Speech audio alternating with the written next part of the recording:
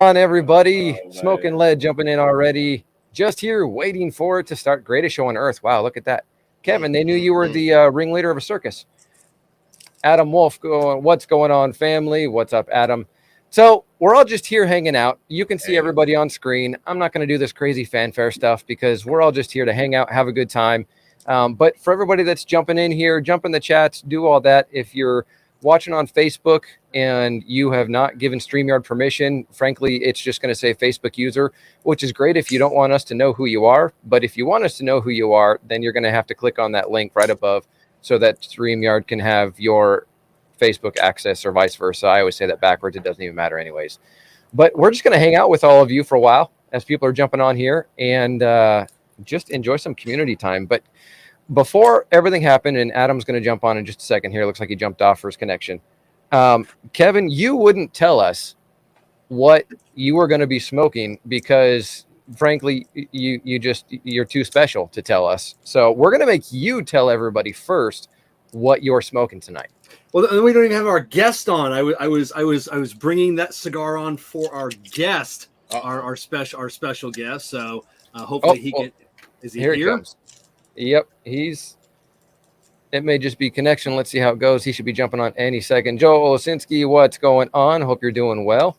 Joe, I thought that said Joel Olstein. I was like, hey, every time I see it, I'm like, look, Joel Olstein's following me. Yes. Yeah, right. That's it. We got Latanya. Hello, everyone. Mr. Clark 30. What it do, fellas? Smoking Lead. Robert, what's up? Whoop, whoop. So since we got our newest, our youngest cigar, I don't know if he's the youngest, but one of our newest cigar reviewers, I thought I would bring out a cigar. Tonight I am smoking, I'm going to start off with the Camacho Criollo. This has a double meaning in my heart. This is the very first cigar I've ever reviewed on YouTube, and this is from that same box.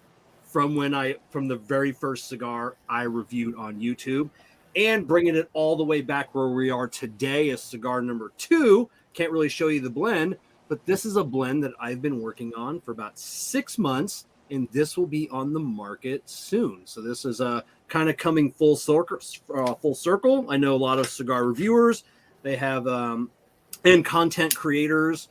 That their goals are someday to be in the cigar industry, maybe have their own cigar.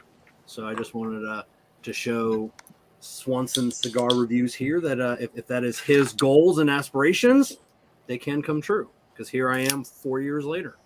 There you go. Joel making sure he's telling everybody. Joe making now. See, LeeMack, now you got me calling him Joel for Joel's team. Joel, what's happening, Joel? Smash that like button. Adam Wolf, lots of familiar faces I see here. The Vintage Cigar. I cannot pronounce that one. Kanbanwa. I butchered that. You're all welcome. Hey, Adam, and everybody saying hey to everybody else. So it's community night, everybody. We're going to hang out. We're just going to enjoy some time with you. We're going to go over a couple different subjects and things like that, a couple different topics that, frankly, us here on the panel talked over the last number of weeks. And honestly, Ron, I think you were the first person that I mentioned this to. This was probably, 2.5 months ago, 3 months ago, something like that, where I said, hey, let's get a bunch of different people together from LeeMack to somebody who's newer and let's just have a good time. And 3 months later, we're here. I'm sorry, man. I was laughing because the whole time you were talking, listening, so it's just like his frozen picture the whole time. Yeah. You're coming in a little bit glitchy too. The wonders of the interwebs. No, asking me about doing the whole community night thing. Am I choppy now too? Yeah, you're a little bit choppy. Oh man, can you hear me now? Yeah, you're clear now. Okay. No, I do remember when you reached out to me about that, and I thought that was a good idea too, because I think, contrary to what everybody believes about all of us, I think at the end of the day, community is what we all can agree on, that we all like getting together. Some of us, that is, we like getting together, smoking and hanging. We won't talk about Kevin. Yeah. Yeah. I'll say that's why I said some of us. Yeah, right, exactly. And then we've got the man of a million hats, Mr. LeeMack, in the house. What's happening, family? What's happening, family? I was hanging out with Bruh Man earlier today, so I told you Bruh Man have a lot of stuff in his trunk. So I am trying to kiss up to John Huber, Mr. John Huber of Crown Hedge. So I have on tonight a variety of Crown Hedge hats. I got my Crown Hedge. Wait, I got another one. Crown Hedge, baby. So it's Crown Hedge night for me. But the only thing I'm not doing is I'm not smoking a Crown Hedge cigar.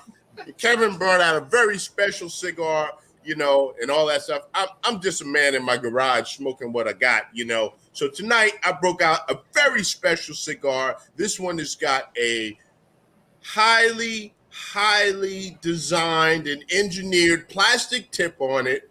It's made by Black and Mild. It's the Black and Mild Jazz, baby. That's what I'm smoking tonight. That's my first cigar.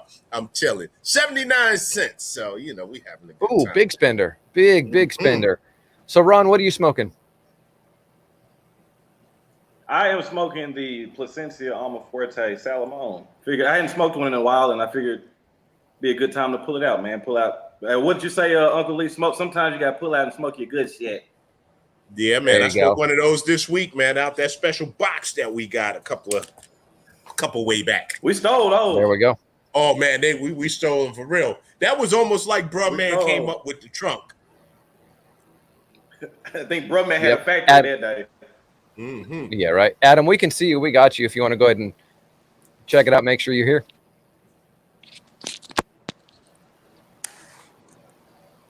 Maybe. Can you hear us, Adam? He's looking at us. Yeah, he's seeing us, but I don't know if he hears us, doesn't hear us, or what it is. So, well, I'll go with what I'm smoking. I decided to reach in my humidor, and I think I got this recently. It is the Crown Heads Luminosa, is what I've got. And I haven't had it before, so we'll see how it goes. Good deal. Oh, I heard it connect. Very interested to hear your thoughts on it. Yeah, not a fan favorite. I would say not a fan. It's divided. It's like there's some people that say, "Man, I really love that cigar." Then there's people like me that go, "Why?" I started to pull out. I'm in the group that says why. Yeah. I started to pull out the Mother Church, but I only got 2 left, so I figured I'll leave that so when I can do some more kissing up to John Huber. John Huber got hats on, baby, hats on deck. Yeah, and I've got a Mother Church that I got from Vic Evans when I met up with him a couple months ago, and I haven't smoked that one yet, so we'll see. But it's I won't go in reviewer mode, but it's starting off a little bitter. Yes, that's the and fun fact. That's the only Crown Head cigar that he did in the 6x60. Oh, well, there you go. Is it? I didn't know that. I was the only one. And it did very, very bad. Yeah, well, you had to get rid of all that bad tobacco. I guess throw it in a bunch of big ass cigars and get rid of them.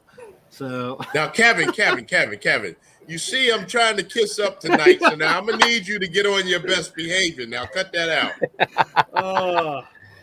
Kevin makes no promises. I'm going to answer that one for him. I make no promises. I love John. John is a great guy. Yep. Smoking Lead Robert even said Luminosa, no bueno. So I haven't had that one yet. The no bueno. What size is that? Yeah, right. Yeah. That's a petite Corona. Yeah, probably a 9x90.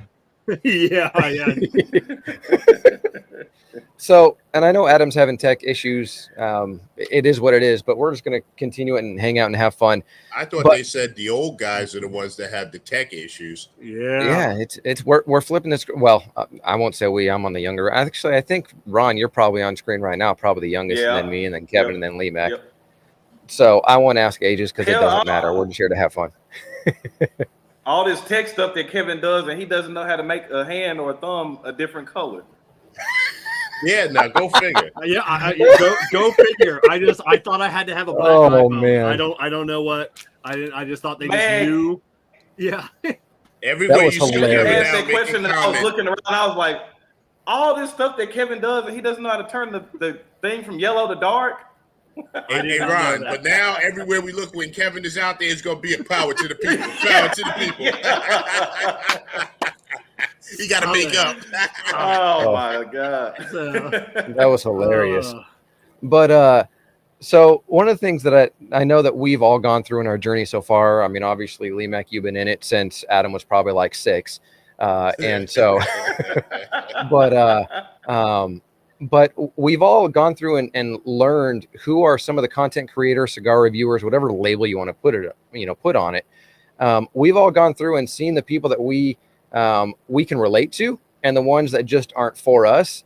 And I'm not here to bring up any channels that we don't agree with or we aren't fans of, but we've all been through that growing pain of like, hey, this is what I did, and you look back and you go, okay, I can say I was proud of it for where I was then, but that's definitely not who I want to be now. Yeah. So what are Kevin? You're the one that just keeps jumping and I'm convinced that you're like on the 7-yard line running to tackle LeeMack and trip up his feet in the next like 6 months here. I look at, I don't know if anybody else, like I look at my old videos, and not that I'm ashamed, but it's like I'm embarrassed sometimes to look at some of my old videos, and it's just like you could barely hear me sometimes. It was grainy with the camcorder I was using, and there's a word. Yeah, I still have. I mean, I have a $1,000 camcorder over here still. I mean, I've gone through like 3 of them in my journeys, and now I use DSLRs because they're nicer, than the camcorders. Plus, they're cheaper. I mean, a good camcorder now, 4K. Tim knows. I mean, $3,000 or $4,000 for a camcorder. That's insane. You can get a DSLR or mirrorless for a lot cheaper. But it's and it's always grow. That's the big thing. I've always just wanted to grow. You can actually start at the beginning, and you can just watch us escalate. Better lighting, better sound. Moving into the office, and I think that's just the key. Is just always trying to do a little bit better. Yep. I've always just been a dude in my garage, but I agree with you, Kevin, because I look back, I just finished filming the review of the Mason-Dixon project, North and South, the old ones. And that was a cigar I did my first year. I did reviews. So I went back and I watched it, and it was like I was on the fast forward button. It was just like, this is just terrible. I was sitting on the lawn chair. I didn't have any paint in the garage. The lighting was terrible. Like you say, you couldn't hear anything, and it was just like, oh, this is terrible. But I've never wanted to be a super cigar reviewer. All I wanted to be was a guy that was just like me, so that somebody that was watching and saw me and had questions could maybe get answers by watching my video. That's all I ever wanted to do. Let me give you what this tastes like. I'm smoking the Black and Mild Jazz. Well, if you want to smoke it, what it tastes like, so, and give you a kind of honest and consistent answer. And it just has gone on. Who would have ever thought that over 100 people would want to watch me? I never thought so. My wife was amazed. So I said, I got 100 followers. He was like, there are 100 people that want to listen to you? Yeah, go figure. Yeah, my boys, like a week ago, they're like, Dad, how many subscribers do you have? And I said, I'm a little over 700. And I'm, for everybody on screen, I'm the baby for sure here with subscribers. But they were like, wow, you have 700 people. And so the joke in my house to my wife now is like, hey, you married an internet superstar celebrity, so just, contain yourself. But it's a total joke because it's just like, hey, you know what? Everybody on the screen knows that for me, it's, and Kevin and Ron, you specifically, it's never been about the numbers for me. It's always been about the passion. Ron frozen too? Oh, no. Yeah, it's still funny to hear people. It's still funny to hear people, I've seen some other people that think that they're a big deal because they have 5 or 10,000 subscribers. It's like, man, there are channels out here with like 10 million, 2 million. Like your 3 or 4 or 5 or 6 or 7,000 is nothing. You're barely scratching the surface. Yep. You're not a big deal, man. The only thing that you should try to do is, or no, Kevin. The only thing I was gonna say, I'll let you talk, but I was gonna just say, no. Like, you go right ahead. There must be a lag. Yeah, I think it is. I think I'm lagging, but I just think that people just need to try to leave whatever situation they're in better than how they came into it. That's pretty much the goal. Don't go into it trying to be a celebrity or trying to get famous. It's just like, we all know those people too. You know, you see them and it's just you just kind of roll your eyes and shake your head and like, you really, it's so much more to life, so much more to this cigar community than having all these subscribers and being famous. So I don't know. Oh yeah. Yep, absolutely. Because, you know, Kevin, I told you this last week, and I think I'm going to throw Adam in here. Let's see if I'm watching him back screen to see if he's coming through clear. But Adam, give me a thumbs up when you are hearing us clearly and everything's good to go, and I'll throw you on that way. I know we're good to go. But I mean, Kevin, it was like I told you, and then Ron, I think I told you the same thing. I'm sort of I'm one of the anomalies when it comes to like content creators, for having been around for the length that I've been around, 2.5 years reviewing, 3 years around cigars in the industry and the community. But having started a channel was a significant portion of growing that channel, and then walking away from a channel and starting something completely fresh and new. I'm one of those that is sort of the anomaly of like, people have heard my name, but I don't have a ton of followers. Mm-hmm. And again, it's not about the numbers for me. I just enjoy being a part of the community.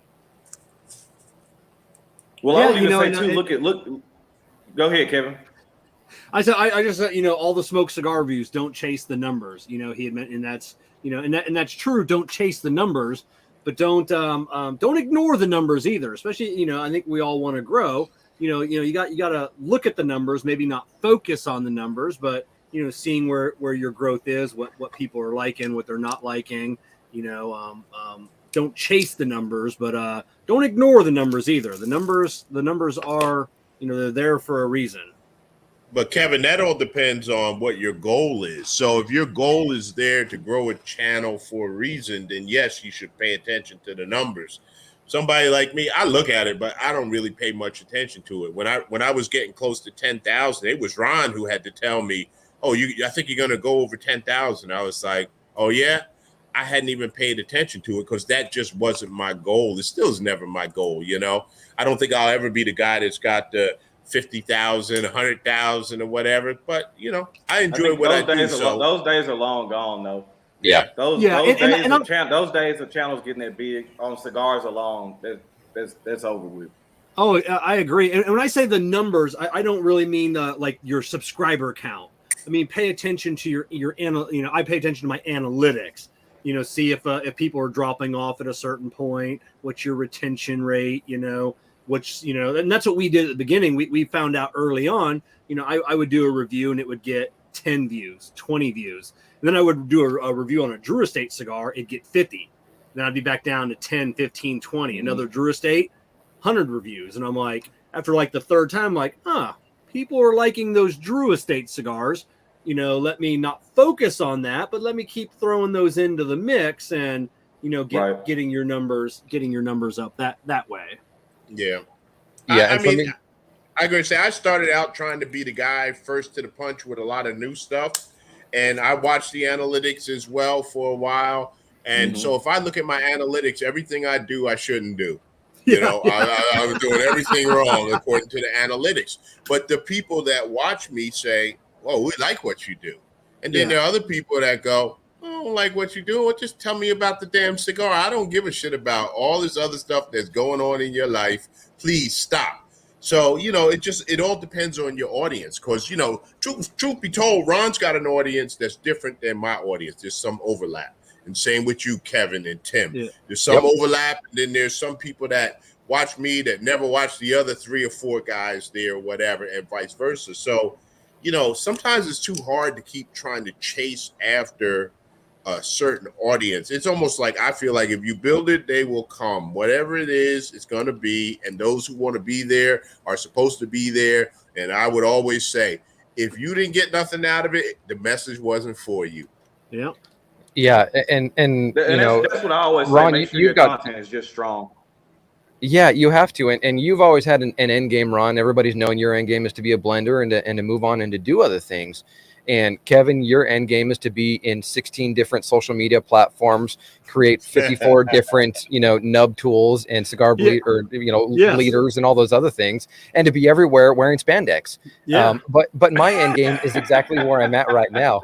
My end game is to do exactly what I'm doing, and that's just review cigars, talk about them, and be part of the community. So people have asked me, "What's your end game? What do you want?" And I'm like, "I'm already there. Like it's just a fun thing for Yeah. me. And as soon as it doesn't become fun, I'm out. That's good. Yeah, that was one of the reasons why. I mean, it's what is this, August now? I think we've put up maybe 8. I mean, I'll say a dozen at the very most cigar reviews this year. Like it started to get not fun anymore. Now occasionally when we go back and do one, we're like, oh man, it's like, now it's fun. I remember why we used to do this a lot. It's fun. But now with our time schedule, I mean, we can't do any reviews, but yeah, it got not fun, so that's when we had to walk away. I know Ron was kind of feeling the same way. Just, you gotta know when it's your time to move on, try other things. Yep. Yeah. So we all watch to a certain degree 1 to 5 different channels. I know Adam, he just texted me and said he's trying to work on it. His Wi-Fi isn't cooperating for him. But for any other channels that are out there, new, been around for a long time, starting this week or wanting to start, I wanted to go through and just sort of talk like what advice we would give them to put in the work to do the different things for their channel. I'm not going to start it off. But Lee, you've been around the longest. What input with all the years that you've been doing this would you give somebody that wants to start a channel about cigars? I won't even say reviews, but just with the theme of cigars. So I actually did a video on this, and it was like 5 things that you should know before you start reviewing cigars or build a channel.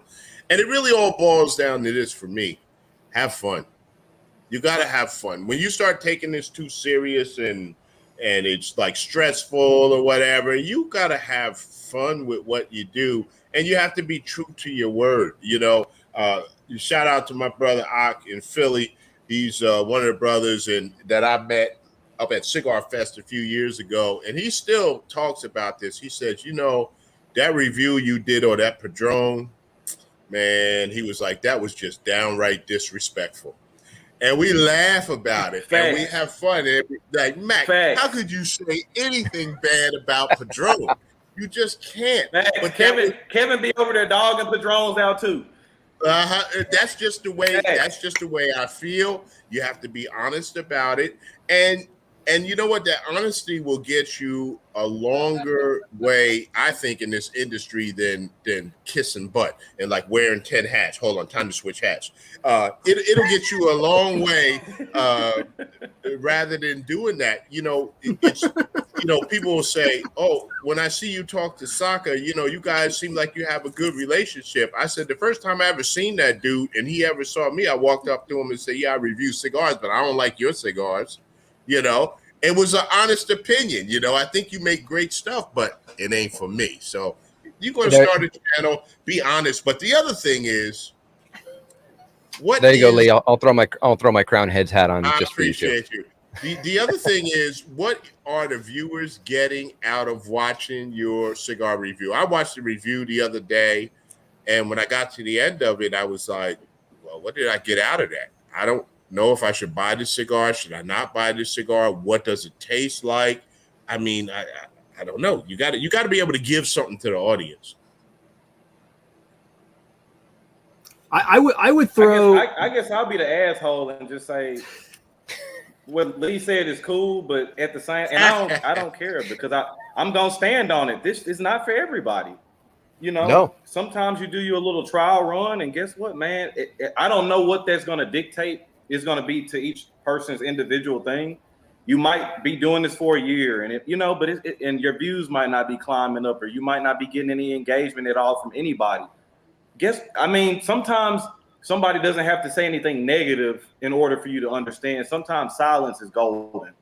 Silence sometimes can mean a whole lot. That can mean, hey man, you might have 50 views and 1 comment, or 500 views and no. It's like, if nobody's commenting or nobody's thumbs up in the video, they talking to you, but you just not listening. So you're not listening. And that's why I say I don't want to be discouraging to people either. But at the same time, I do want people to realize that too. It's okay if you try something and it doesn't work out. It's not for everybody, man. It's just not. But what if, Ron? What if you try it and it's not working out and you decide to go a little different direction to make it a little bit better. Cool. Well, and I was going to say that too. So I think that boils down to like what Kevin was saying earlier about paying attention to your analytics, your engagement, everything like that. So if you, again, you know, y'all, everybody on this panel knows my biggest pet peeve. People start their channels and think that people want to watch a half-hour video. I, for one, don't. I don't know you. So the quickest way for me to keep me away from your channel is to put out videos that are 25 or 30 minutes long. So if you're paying attention to your analytics and you see people tuning into your video, but they're dumping out after 2 or 3 minutes, that's telling you something. Make your videos shorter. That doesn't mean make them longer or keep making long videos. So you have to walk that thin line. Like you always say, Lee, don't let your subscriber base dictate your content, but you also have to pay attention to them too, because those are the people that are going to help you grow and help you build your brand and get your name out there. You know, you still want to stay true to yourself, but you also want to pay attention to your surroundings too, though.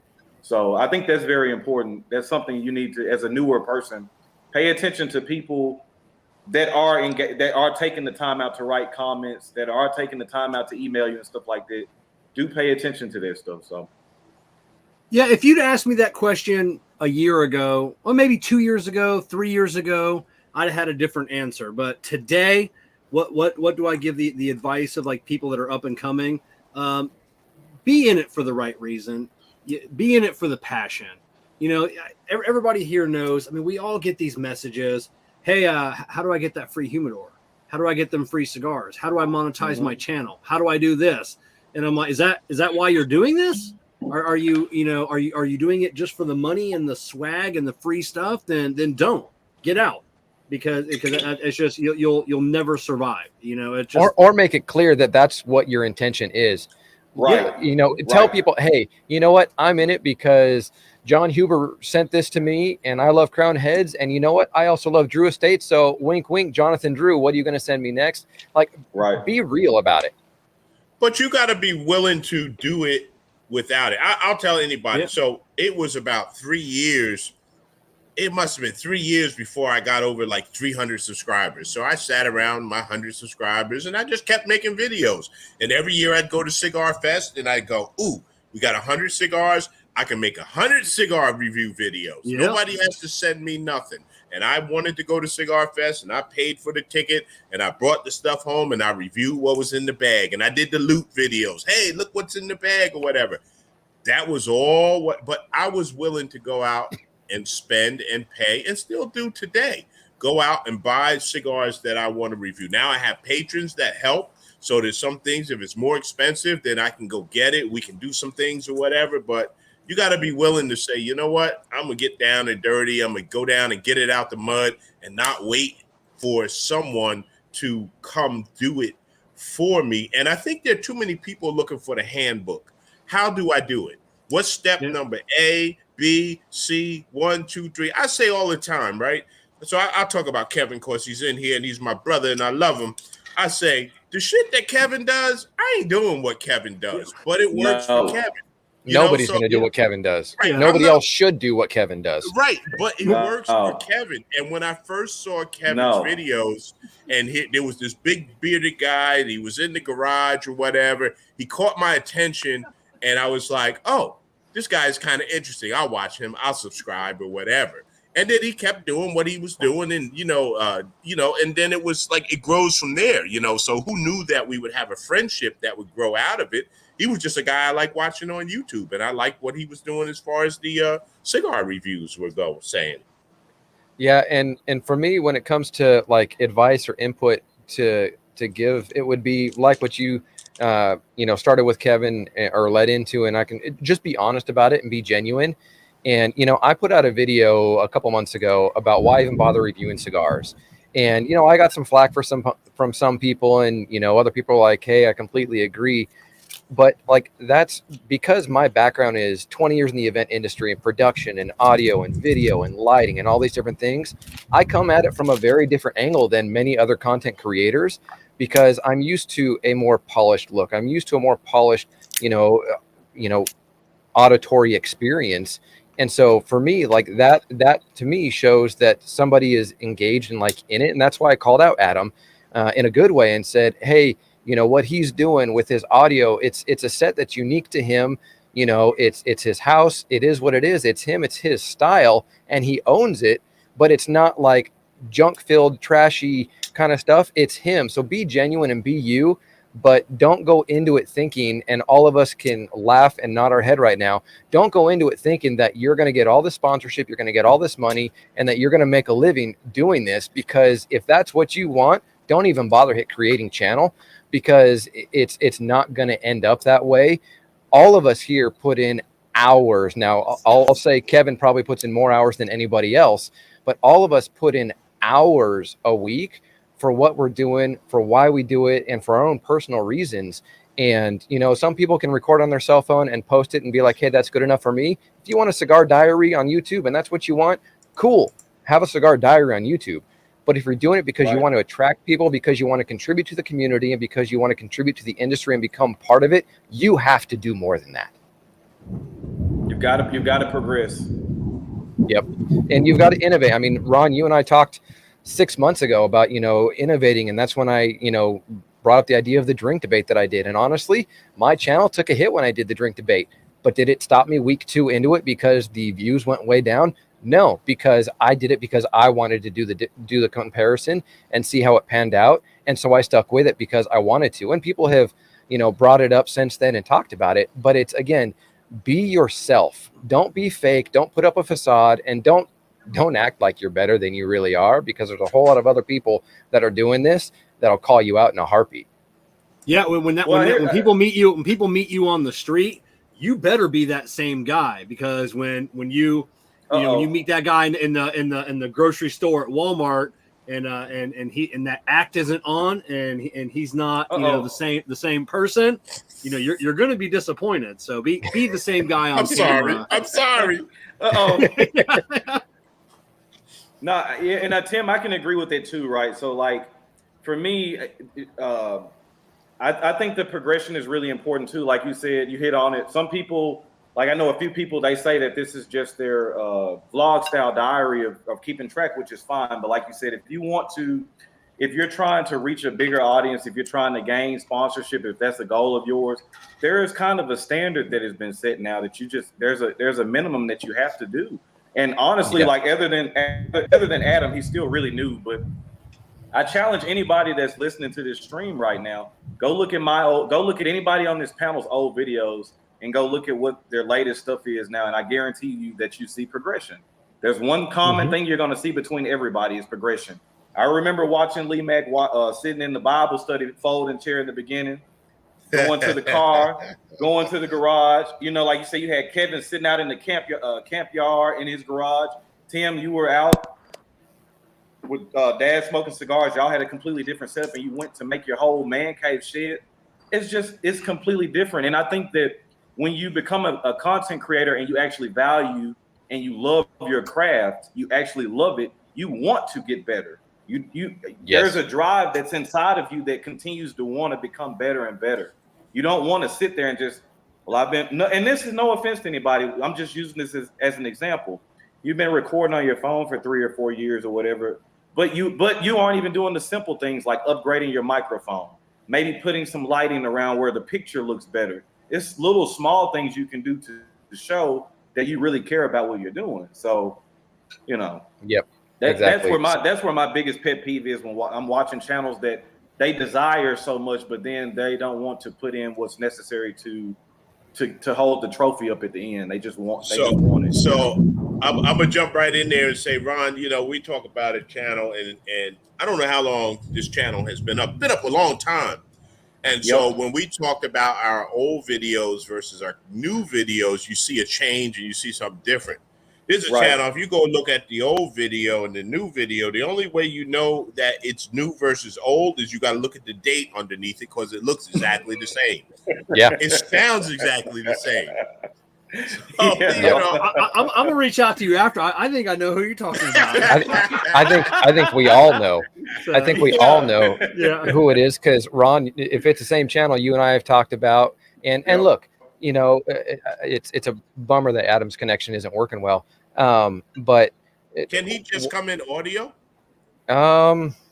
Maybe. Let me message him and see. Yeah, because I would like to talk to him. You know what I'm saying, and get him Yep. into the conversation. So even if his video is not working, we can get him in audio. That would be cool too.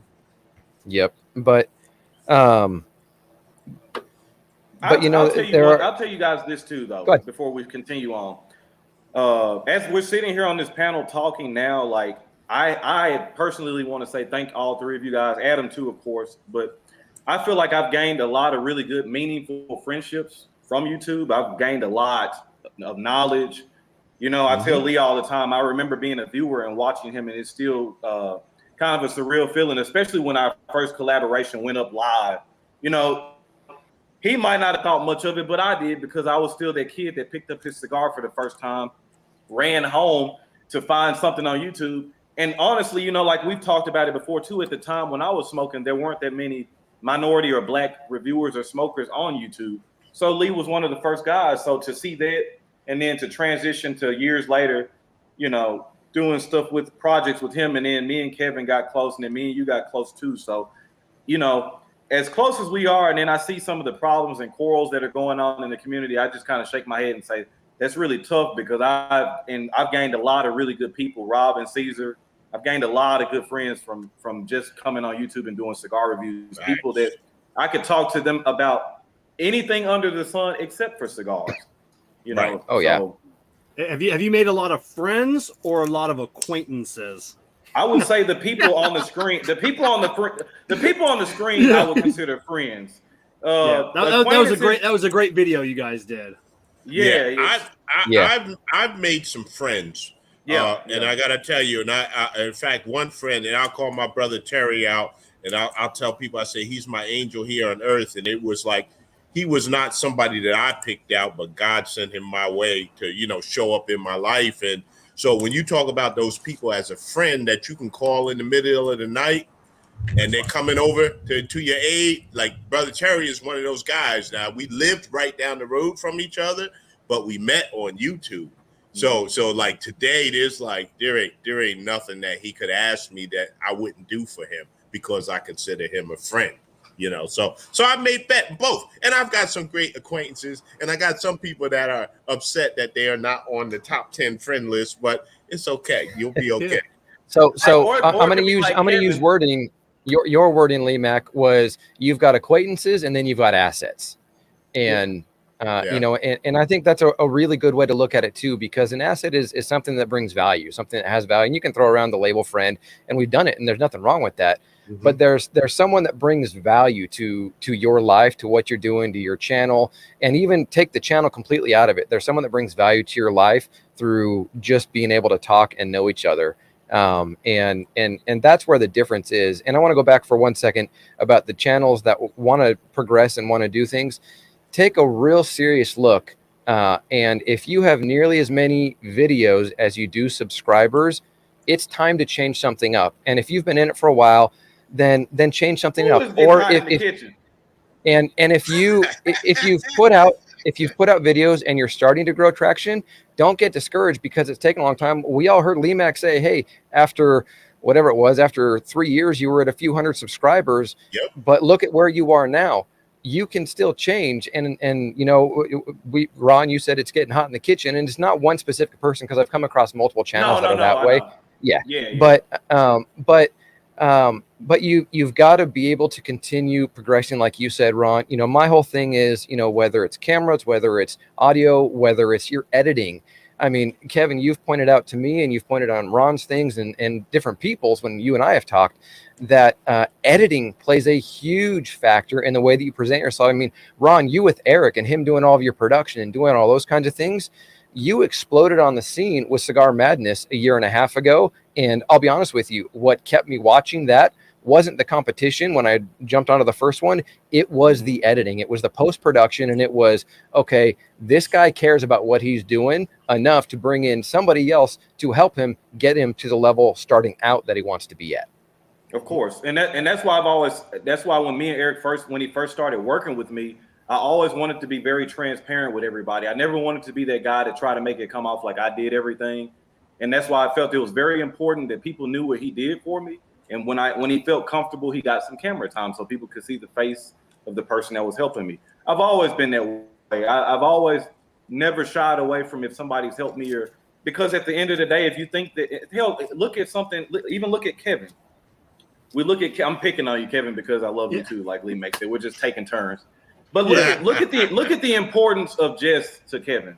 To the average person or the average eye, they wouldn't think about that. But running a channel and knowing what it takes in the hours and the commitment, I know how important Jess is to Kevin. You know, so and Kevin has always been like me. He's always been public. Hey, Jess is with me. She's my production manager tonight. She's keeping time. These are things that to the average person, they're not even paying attention to that, but I hear that. And, you know, that's the difference. That's the difference between being successful and unsuccessful. So you can't do it all by yourself. You also have to be able to share and take ideas or whatever. So, you know, when Eric was doing all that editing and stuff, and I was like, you know, I asked Eric, you know, well, how'd you do this? And what about the transitions? Oh, they have packages. All right, let me go figure that out. Mm-hmm. There's still a lot of stuff I haven't figured out. This lighting, I still ain't quite figured out. You know, Kevin, your lighting looks good tonight, brother. Thank you. There you go. But you know, we've Kevin always been open with each other. Right. Yeah. And have Kevin, to be. Kevin went through a period where he was like, you know, in his theatrical type of thing, and it looked good to him, and it looked good on his screen. I go, Kevin, I can't see. I'm old. It's dark. I can't whatever. and Kevin was like, no, it looks good. I'm telling you, it looks good. It looks good. It looks good. But, you know, the different things that you do sound like, you know, Tim, your sound is phenomenal. It sounds really good, you know. Thank you. So those are the type of things, and you're able to pick up the phone and call and go, hey, listen, I'm thinking about getting you know, another mic, or, you know, what's your lighting setup? How do you do that? You know, I see you got glasses on and I don't see the glare. How do you do that? So you're able to share. It's not a like my wife's grandfather was a preacher. He used to say, we like to get all we can and can all we get. So we're going to can it so nobody else can get it, you know, but that's not how you grow. I told Ron when he was doing the reviews, I'm like, yeah, man, I'm looking for the day for you when you come and you pass me, you know, whoever, when you come in, you know, I hand the torch off and you go on by me, you know, but it's anything I could do to help you get there. That's what I want to try to do. Now, that don't mean that I'm not going to steal some good stuff along the way. Yeah, I'm going to steal it if I can. Hey, oh, we're going to have to wait. We're going to have to wait for the next prospect, though. I'm semi-retired. Yeah, but I don't know. The channel's still growing, so I don't know. It is. I'm surprised, man. You know, I'm still hanging around. I'm still here. Oh, absolutely. So I'm ditching the Luminosa just so everybody knows it's bitter leather. It's I got halfway through and it's. I want to let everybody know too. When you're on a live stream or when you're in a lounge, everybody knows that smoke cigars. When you're in a lounge and you're not reviewing the cigar, you're not really taking much time to pick out flavor notes. Yes. And I know Tim is enjoying himself talking with everybody. So that speaks volumes that he's putting down a cigar. You know what I mean? Like, and that's nothing, no shade at that particular cigar. That's any cigar. If I put down a cigar in the middle of a conversation or on a stream, like, that's not good, you know. I can usually smoke through anything. So, number 2 for me, I'm going with the Espinosa Laranja Lancero. Nice. Right on. I actually put down my Camacho, and when I felt it, I knew when I opened up my Tupper door, I realized there was 369 packs in there, and it was squishy, and I'm like, bitch, I bet it's got to be 85% humid in there. So I put it down too, and I had to move along to a little test blend that I'm working on. So nice. I think Ron, this is one of the test blends I sent you to try. So one of them. Yep, you sent me quite a bit of stuff to smoke and try. Yeah, thank you for telling everybody else that and making LeeMack and Tim feel like shit because I haven't sent them anything. I appreciate That's right. that. I know why you don't send me stuff because you know, it's okay though. It's all good. I got a long way to go. Hey, and contrary to that, and Kevin will tell you, we talked a lot, and I told him some stuff was good, and I told him some shit was not good. You know. Yeah. Hey, listen, I put down my Black and Mild. The Black and Mild wasn't really that good. You know, I guess it tastes better when you put a little weed inside of it, but you know. since the feds are watching and I got a CDL, we're gonna leave that alone. So I pick up street taco. That's what I got now, the street taco, baby. There I you like go. those So, too. I like those. so Ashhead Carson, good guy, good reviewer, everything. What's Shout out to everyone's Carson. favorite new cigar this year? Man, Never mind. I'm not gonna say it because what I like so far, a lot of people haven't got a chance to smoke, and I'm just gonna be quiet the rest of the stream, man, because it's a lot of people that already hate me now already. I'm quiet, man. I'm gonna be quiet. I'm just gonna smoke my cigar. well, you know what? I'm gonna tell you what, Ashhead. Honestly, when I smoked cigars, I started doing the reviews because I couldn't remember what I had done with the cigar, what it tastes like. So I did the review, and I can go back and watch it. So when I do my top cigars of the year, I go back about October time frame and put it all together. So I can't really tell you what the best cigar is I smoked this year. If somebody else mentions one, I'll go, oh yeah, that was a good cigar. Yeah, I really like. Okay, like here's a good one, the Death Bucket 2. That was a good cigar this That was year. last year, See how I'm saying? See what I'm saying? You know, so there's a lot of good cigars that I've smoked, but I don't know what I think was really exceptional. I smoked something that was a 3.9 the other day. I think Caesar has everybody on the panel smoked the Los Angeles? No.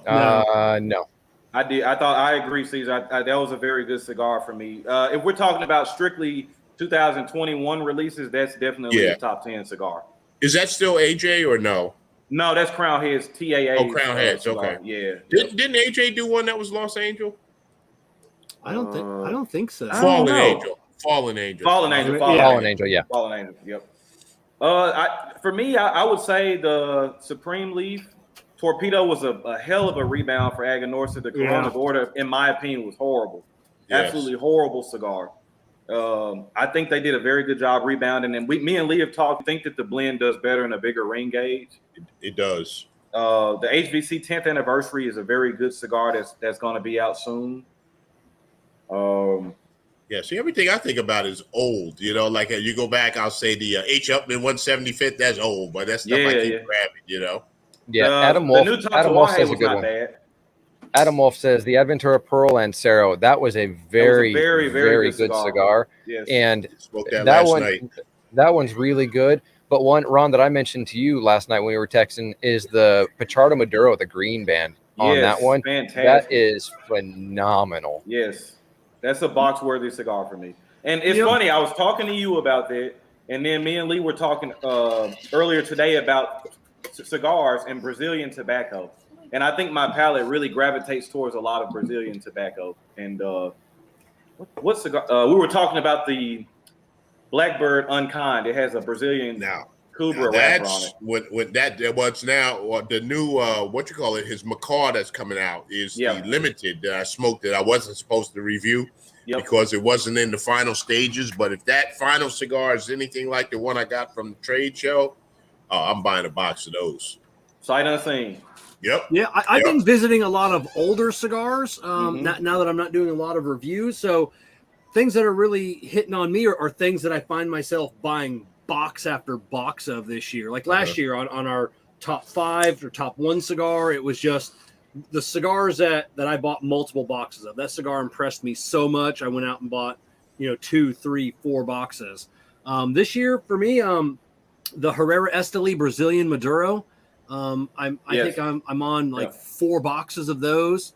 Oh, you didn't like that? Oh, and then he doesn't like Willie's blending, really. Okay. Yeah, I don't like Willie's blending style. It just doesn't hit me well. I'll tell you a cigar Willie blended that he did like, and it was a phenomenal cigar, and I knew Lee was gonna like it. Was the last year's the one that John does for Hawaii, the Paniolo. Oh yeah. No, that was a good cigar. That was a fantastic cigar.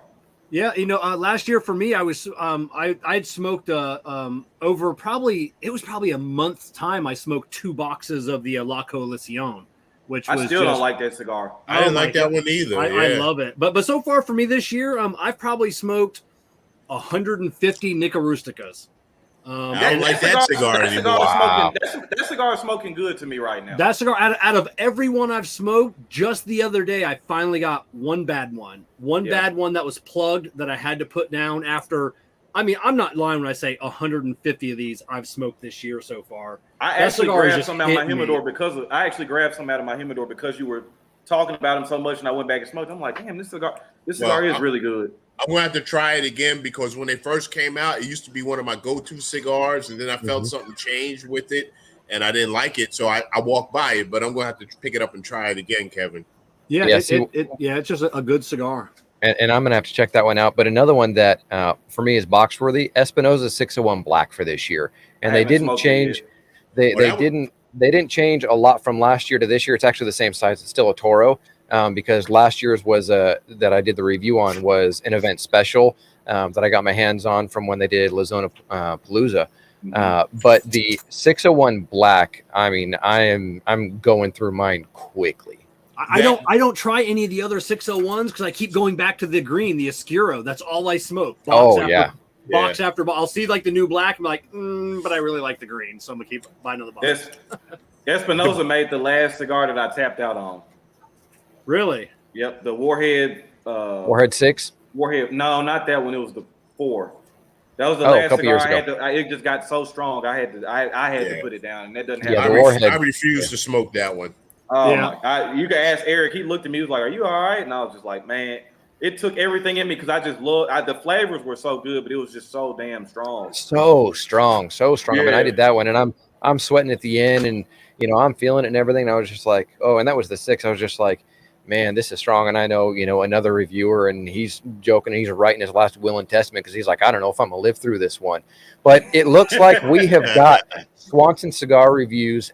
Adam, what is going on, brother? Stuff, baby. Finally, man, having so many troubles out here, but looks like we're up and going. You guys can hear me? Oh yeah, you run smooth now. That's it. You would think with your dad having his big channel, like you wouldn't have any issues at all. I'm gonna text Tim right now. I didn't know that you got to get with your boy. Yeah, I didn't know that Tim's. Yeah, I didn't know Tim Swanson had a kid at like 13 years old. That's crazy. Dude. Adam, you gotta change it. You gotta change your channel name to Filthy Viking now. Yeah, man. Filthy Viking, the prodigy. Filthy Viking 2. Filthy Viking 2. So Adam, you're newer in the cigar game, and you did it with the most honest of intentions. And you and I have talked when I was on Instagram Live a couple weeks ago. I want you to share like what brought you into cigars and deciding to do creating content, doing reviews. Why you here, young buck? Why am I here? Well, I'm on YouTube because I have been for a long time. I told Tim this. I've been making trash YouTube videos for probably 5 years now. Old cringy videos with my friends. So I've been on YouTube. Picked up cigars. Thanksgiving 2019, I believe it was. Smoked my first cigar. Really liked it. I was doing the podcast thing for a while, so I liked, creating content. So it was just the next step for me. I was smoking cigars anyways, wanted to make videos, so it came pretty naturally. Obviously, I was tuning into a lot of reviews too, getting into cigars. That's kind of, what people do when they're getting into cigars is watch reviews and see what's up. So I was doing that, and I was like, you know what, I'm going to give it a try. And it's been fun. I guess if somebody asked me what my why is now for continuing cigar reviews, I'd have to say it's because of the community, which is, it's cool you guys called this community night. If it wasn't for all the comments and all the support on my videos, I would have gone back to podcasts, or I would have gotten into gaming. I would be doing something else on YouTube by now. I'd still be smoking cigars because I love them, but I probably wouldn't be doing it on camera, if it wasn't for the community. So that's what kept me in it, and that's my why. That's a good why. I like it. That's a good one. Yep. Mm-hmm. That's my story, and I'm sticking to it. So what's the biggest thing you've learned about the community so far, or about doing reviews? Just that honesty goes a long way. Honesty is really appreciated in this community specifically. Obviously, anywhere you go, people want you to be honest, but it's just really respected to be honest and just be upfront and be who you are, be genuine and sincere. So with that being said, you want to be honest, you want to be upfront. You said you're watching a lot of cigar reviewers, you're getting into this. Who's a cigar reviewer you hate the most? Be honest. Ooh. Wait a minute. I gotta change my hat for that one. Hold on. We thought it was hot in here before. Yeah, I Holy know. moly. I gotta get the one with the vents in the back. Yeah. You can describe in detail, maybe some background of I'm just don't answer that. Yeah, well, yeah, hopefully I don't come across as a hateful person at all. I don't hate anybody, and that's truthful. That's honest. There's he's young in the game. He ain't been here long enough to. The hate will come, my friend. Yeah. Hey, Tim, this is on your channel, so you probably don't have any thumbs down. By now I've got about 4 or 5 thumbs down. I love it so much that when the video starts and I don't have a thumbs down, I'm going, hey, where you at, man? You forgot to put the thumbs down. Where's my haters at? Yep. Yeah, it is fun. I mean, talking to each of you when I was doing my channel, and people were, when I was getting it launched and people were giving thumbs down. I remember the first time I got it, and I was like, it's about time. That means people are paying attention. Somebody doesn't like it. Cool. That means the watcher is actually being honest too and going, nah, this ain't for me. And I'm cool with that. Go find somebody else to go watch it. And it may just be their take on the cigar, compared to my review. But yeah, like you said, Ron, it means that there's growth going on, and that there is the progression, and you should expect, if you're a reviewer, to get thumbs down. It needs to be natural, because always the thumbs up, frankly, is the YouTube version of lip service. Like, oh yeah, cool, nice, thumbs up, have a good day. Yep. And you know what? You're going out of your family. You're getting out of territory of your family and friends when you start getting thumbs down. You're getting to a bigger audience. Yep. Said being old again. I forgot what the hell I was going to say. I can't say nothing, Lee. It happened to me all the time too now. Yeah. Yep. I did laugh when Smoking Lead, I think it was Robert earlier, it says, when we're talking about channels that Adam may not like, and he goes, if he says Smoking Lead, I'm out. Put it all on Caesar. All right, I'm back now. All right, hold on. It kicked in. I got to move my butt around a little bit, get my brain working. The people who watch you and continue to tell you that your videos they don't like, but they continue to watch you, they are funny folks to me. I don't like you. I'm sorry. Hey, listen, you got a Trump sticker. I don't like you. You got an Obama sticker. I don't like you. It's like, okay. I thought you were here for the cigar. Right. And it's funny. Right? It's funny how many people will look at everything that's in your background and comment on the background, but they won't talk about what you're doing. Oh, you're an Eagles fan? Oh, I don't like you. Yeah. Yeah, right. So yep. Adam, you got a good years of smoking up underneath your belt. Is there any kind of tobacco or wrapper leaf that you feel like you gravitate towards more now? Now that you've been able to experience probably enough Connecticut's, Maduros, Habanos, some Brazilian stuff, maybe, hopefully. Yeah, I got a very diverse start. I started right off with the strong bad boys. I didn't listen when everyone said start off with the light ones and the Connecticut's. I tried everything, and I'm still trying everything. So that's still a really tough question for me to answer. I've had great experiences with anything.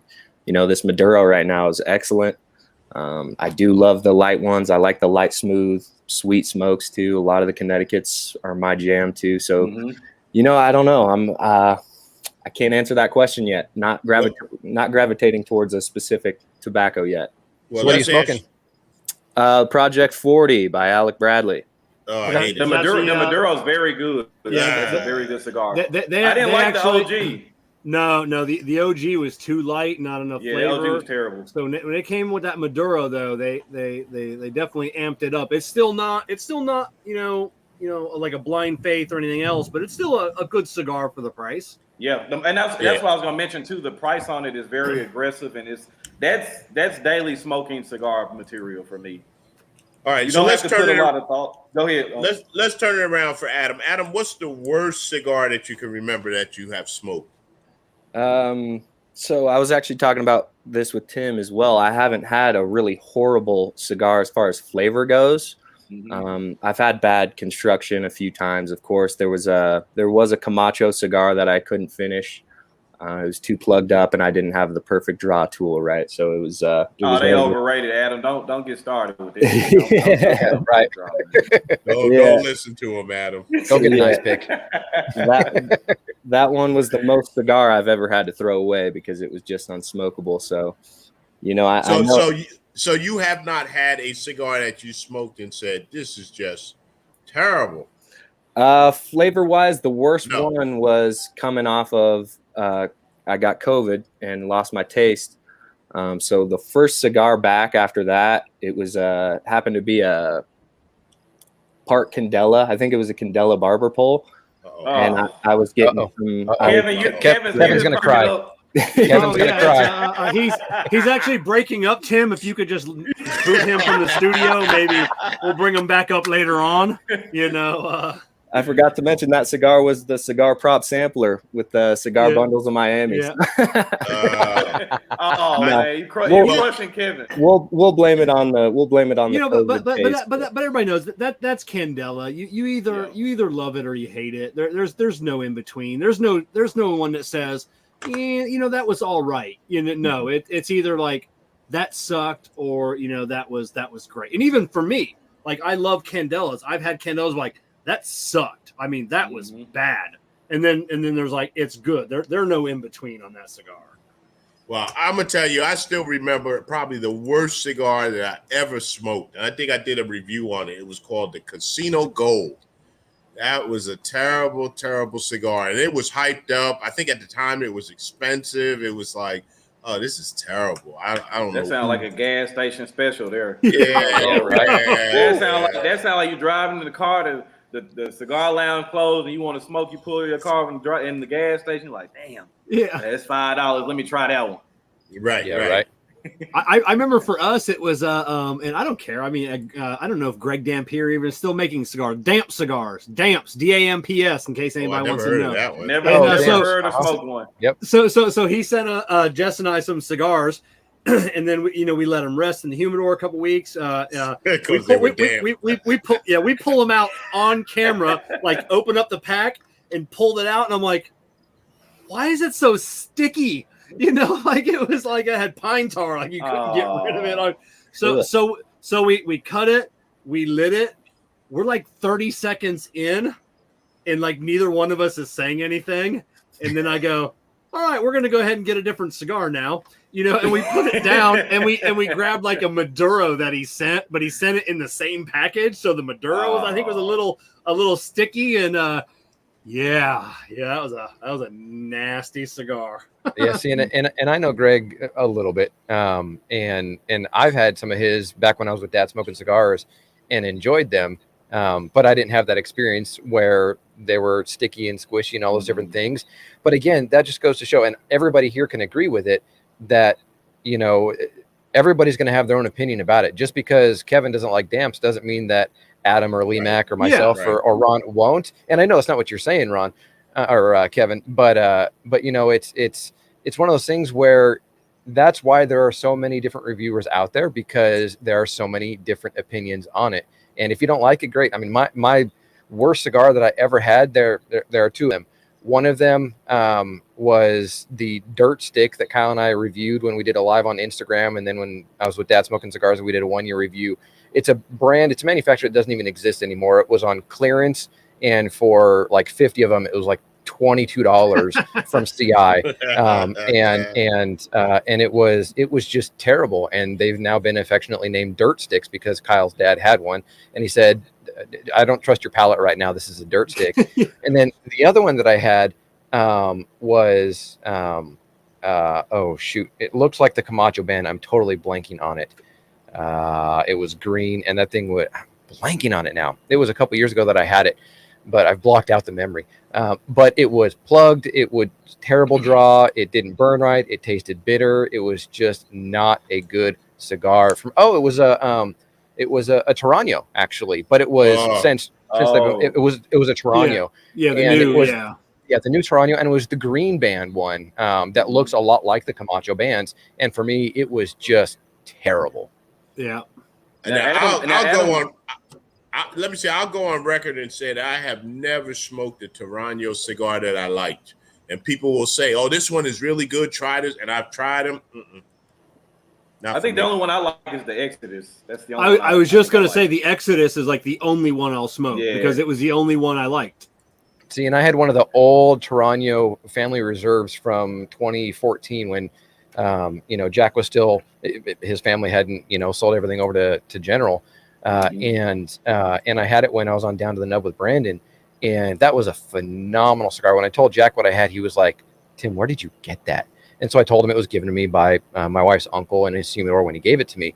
And he was like, "Oh, I just smoked like the last one that I had last week, and it was phenomenal." I'm like, "Yeah, I'm loving this." And sorry, Jack, you're not getting, the one that I have left. So, but we've got a question here from Messy Thrills. It says, for the panel, what or who got you into smoking cigars? Let's go. New Jack. How about New Jack? Yeah, there you go. There we go. All right, Adam, who got you into smoking cigars or what? I don't know who, but it was kind of the whole family, I guess. It was all the guys. It was Thanksgiving Day. We went out. I'd have to say my dad. My dad is a big pipe tobacco smoker. So he's been in the game, and he had a humidor with cigars in it. So if there's a who, it's my dad for sure. But also all the cigar reviewers, after that one I smoked on Thanksgiving, I started watching the reviews and started buying my own cigars. So, yeah. Mine's is not very interesting. I was going to say mine's is not very interesting. I was just at a house drinking with some friends. They all were smoking cigars, kind of like Adam. Everybody else was smoking. I said, let me get one of those. Smoked it and enjoyed it. Never looked back. Yeah, and for me, I was, I won't say how old I was. My uncle gave me frankly, it was a cherry flavored cigar. And I thought, oh, this is interesting. And then in college with buddies, I was one step above what LeeMack started with. And I went to Walgreens and got a Garcia y Vega in the plastic green colored tubo. And we're hanging out and having fun. I'm like, this is cool. Is yours as bad as mine? Yeah, this is bad. Oh, this is bad. and then from there it was like, okay, I'm gonna find better ones. And then I went to the like ultra budget ones and a brand that I still really like, actually, JM Cigars. They're based out of here in Southern California, actually. I got into those, and then from there it just took off. When I was at one of my old jobs, one of the event owners there, as a thank you, would get me a box of cigars every time, and so he'd mix it up and send me this and send me that. And one of the ones that really kicked it in for me was the Fuente short story. Mm-hmm. Love that cigar. Good cigar. Yeah, yep. For me, Phillies was one of the first cigars I smoked. I was really big into Phillies tight. I was really big into cars. My best friend Brian, who's still my best friend, my machinist, hanging out with him while he's working on our cars. His dad smoked cigars. And his dad wasn't a cigar smoker like we are. His dad did not care what he smoked. He liked the dollar cigars. He just liked always having a cigar in his mouth. My dad, growing up, would smoke like 2 cigars a year, when at a family function or something, but just hanging out with Dick and just working on cars because he was a hot rodder. He always had a cigar in his mouth. And I'm like, that guy's cool. He's like my dad, or, passed away a couple years ago. Before I never actually got to sit down and have a cigar with him, which was, by the time I really got into cigars, he had given them up for health reasons. But it was just, and I know the FDA doesn't want to hear this, but I just wanted to be cool like Dick, smoking cigars, working on cars. And so get the Phillies. And then I got this Thompson catalog. This magical catalog where you can get 1 million cigars for $10. Yeah, and, right. They'll give you a free humidor, a cutter, a lighter, a knife, a backpack.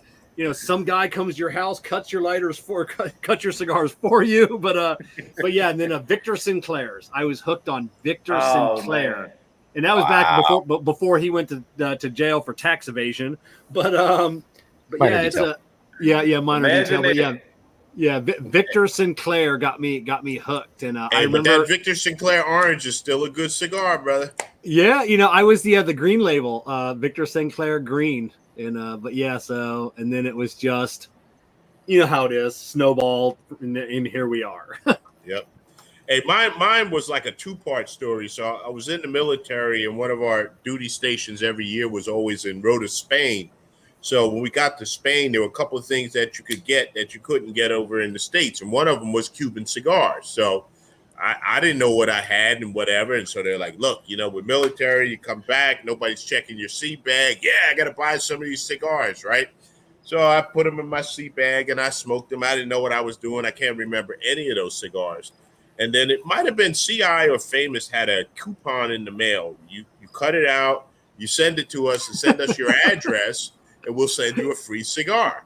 So the free cigar they sent was an acid cigar. So now I'm like, okay, I really want to know what to do because I didn't know how to cut it or smoke it. Like I didn't know anything. So I started watching YouTube videos. I saw Obsession and Puro Maduro. So I started watching their videos. And so at that time I was going through a divorce, and you know, it's like I'm sitting out there and I'm sitting on the porch and I'm watching the traffic go by. So I figured out how to light this cigar, and I didn't realize how long it took to smoke a cigar. So like 45 minutes, an hour later, I realized, man, I'm like really calm and I don't see the traffic anymore. I don't hear anything. I'm off in my own world. And I'm going, yeah, I really like this. I need to get more of these. Nice. So I'm going to ask a question because I actually still have mine right here. Do you guys still have the first humidor you ever got? No. My ex-wife has it. It did something with it. Yeah, well, it turned into firewood. It sounds like on that probably. one. So I got this. There's a website. It's a 15-count little desktop wooden one from I think it's cheaphumidors.com. I ordered from them. Yep. I remember those videos too. And honestly, it's as reliable as you can get still for a simple little desktop one. But yeah, it's one of those things where I never have anything in it anymore, but I hold on to it. It's like, okay, yeah, that was where I knew I was getting started into this. I gave mine away a couple years ago. My very first one. A friend of mine online, she had reconnected with her estranged father after like many years. He was into cigars, and this is probably going back about 3 or 4 years ago, back when I was really kind of starting. And she's like, I really want to do something for him. We've just got back together. He's into cigars. I don't have any money. So I reached out on one of the online forums. I'm like, listen, I've got like this little 100-count humidor. I didn't have a lot of cigars, wasn't spending a lot. And I go, hey, can everybody help me fill it, for Alexis? And I got so many cigars. I bet we got 50, 60, 70 cigars. We got cutters, lighters, and I filled it up for her and I wrapped it up and I sent her, my very first humidor full of cigars, which in turn was her dad's very first humidor that he had ever gotten. So yeah, I gave mine away. So Adam, you hear that too, Adam. You hear that all community, what you just said. Right. My very first cigar went to my ex-wife, and then the one nice one I bought after that, I said, I'm buying myself a nice cigar. I bought from cheaphumidors.com, and it was a blemish model. And I, to this day, don't know what the blemish was on that humidor. I still have that one upstairs. It's empty now because I have all this other stuff. But it was still a very nice humidor. And then, you start collecting humidors. I went to a cigar store and they had a points thing. And I was with Cigar Dojo. And if you got so many points, you got a free humidor. So then I got a free humidor. And then I got another free humidor. And then you go to Cigar Fest and you get a humidor. So I think I've only given away one to my uncle, and he doesn't have any cigars in it, but I'm like you. I have my second humidor. I don't know if y'all remember the treasure chest. Mm-hmm. The treasure chest one. That was my second one, and so like me and Lee were talking about it earlier on the phone. It was like my first one was a 50 count, and my wife will tell everybody like whenever I get involved in something, I'm 150% in it. So I went from like, and I remember I bought it. She was like, you've only been smoking like a month. Why are you buying this big ass humidor? You're not even. I was like, I don't know. It looks cool, and I'm gonna just do this shit. Like, just leave me alone, And I still got it now, so I miss with her about it. It's like whatever. That's awesome. And Adam, I saw you hold yours up. Is that like a 50 count or 75 count desktop? Is that a Javoy brand? I'm not sure. So this that actually looks like my very first one. It's a toolbox. Now I put all my lighters and whatnot in it. But it came with a 10 cigar sampler, so it was actually the first thing I ever bought. was that and 10 cigars. Nice. So speaking of that, the first one you bought, someone had put in the chat panel, what's everybody spending on cigars per year? Adam, what do you being a new cigar smoker? What are you spending on cigars? I don't know, and I don't want to know, man. Too much. Right at the start, I couldn't tell what I was more addicted to: buying cigars or smoking them. It was pretty even at least. So I had to, slow the purchasing down. I don't even have a ballpark on what I spent this year, but you know what? I looked the other day in one of my 5 active humidors, and I saw 6 or 7 boxes of Supreme Leaf boxes in there, and I said, "Geez, that's like $700." And besides the boxes of Cubans and all this other stuff, and I'm going, "When the hell did I spend that?" Yeah. I was just having this conversation with someone that asked me last week. And like I kind of keep a rolling figure of what Jessica and I spent. Well, I'm going to jump in here. Let's be real, Kevin. You have probably had to refinance your house 2 or 3 times to buy all the cigars you have. When I told him how much we had spent on cigars this year, and people can look up to see what I'm not going to tell out a number. And he goes, "You do know the poverty level in America is less than what you have spent on cigars this year." I believe it. And I'm but like LeeMack, we had a Christian Aroa on the show 2 weeks ago. CLE cigars. I went to my local humidor, and he had some vintage stuff, 2011, 2012. I spent $700 that day on cigars.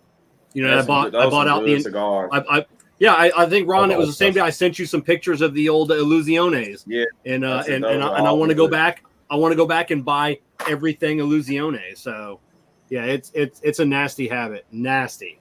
Yeah, I don't keep track of it because that's how I stay married. Yeah. Yep. Yeah. So I won't put a number out there either. But so like where I'm at, the city I'm in, we have a monopoly which pretty much controls most of the local stuff here. And I remember the owner was like, "Well, I'm not even supposed to tell you this." We were talking. I don't even know how we got on it one day. We were talking about how much, because I was telling him how much I used to spend on whiskey and bourbon.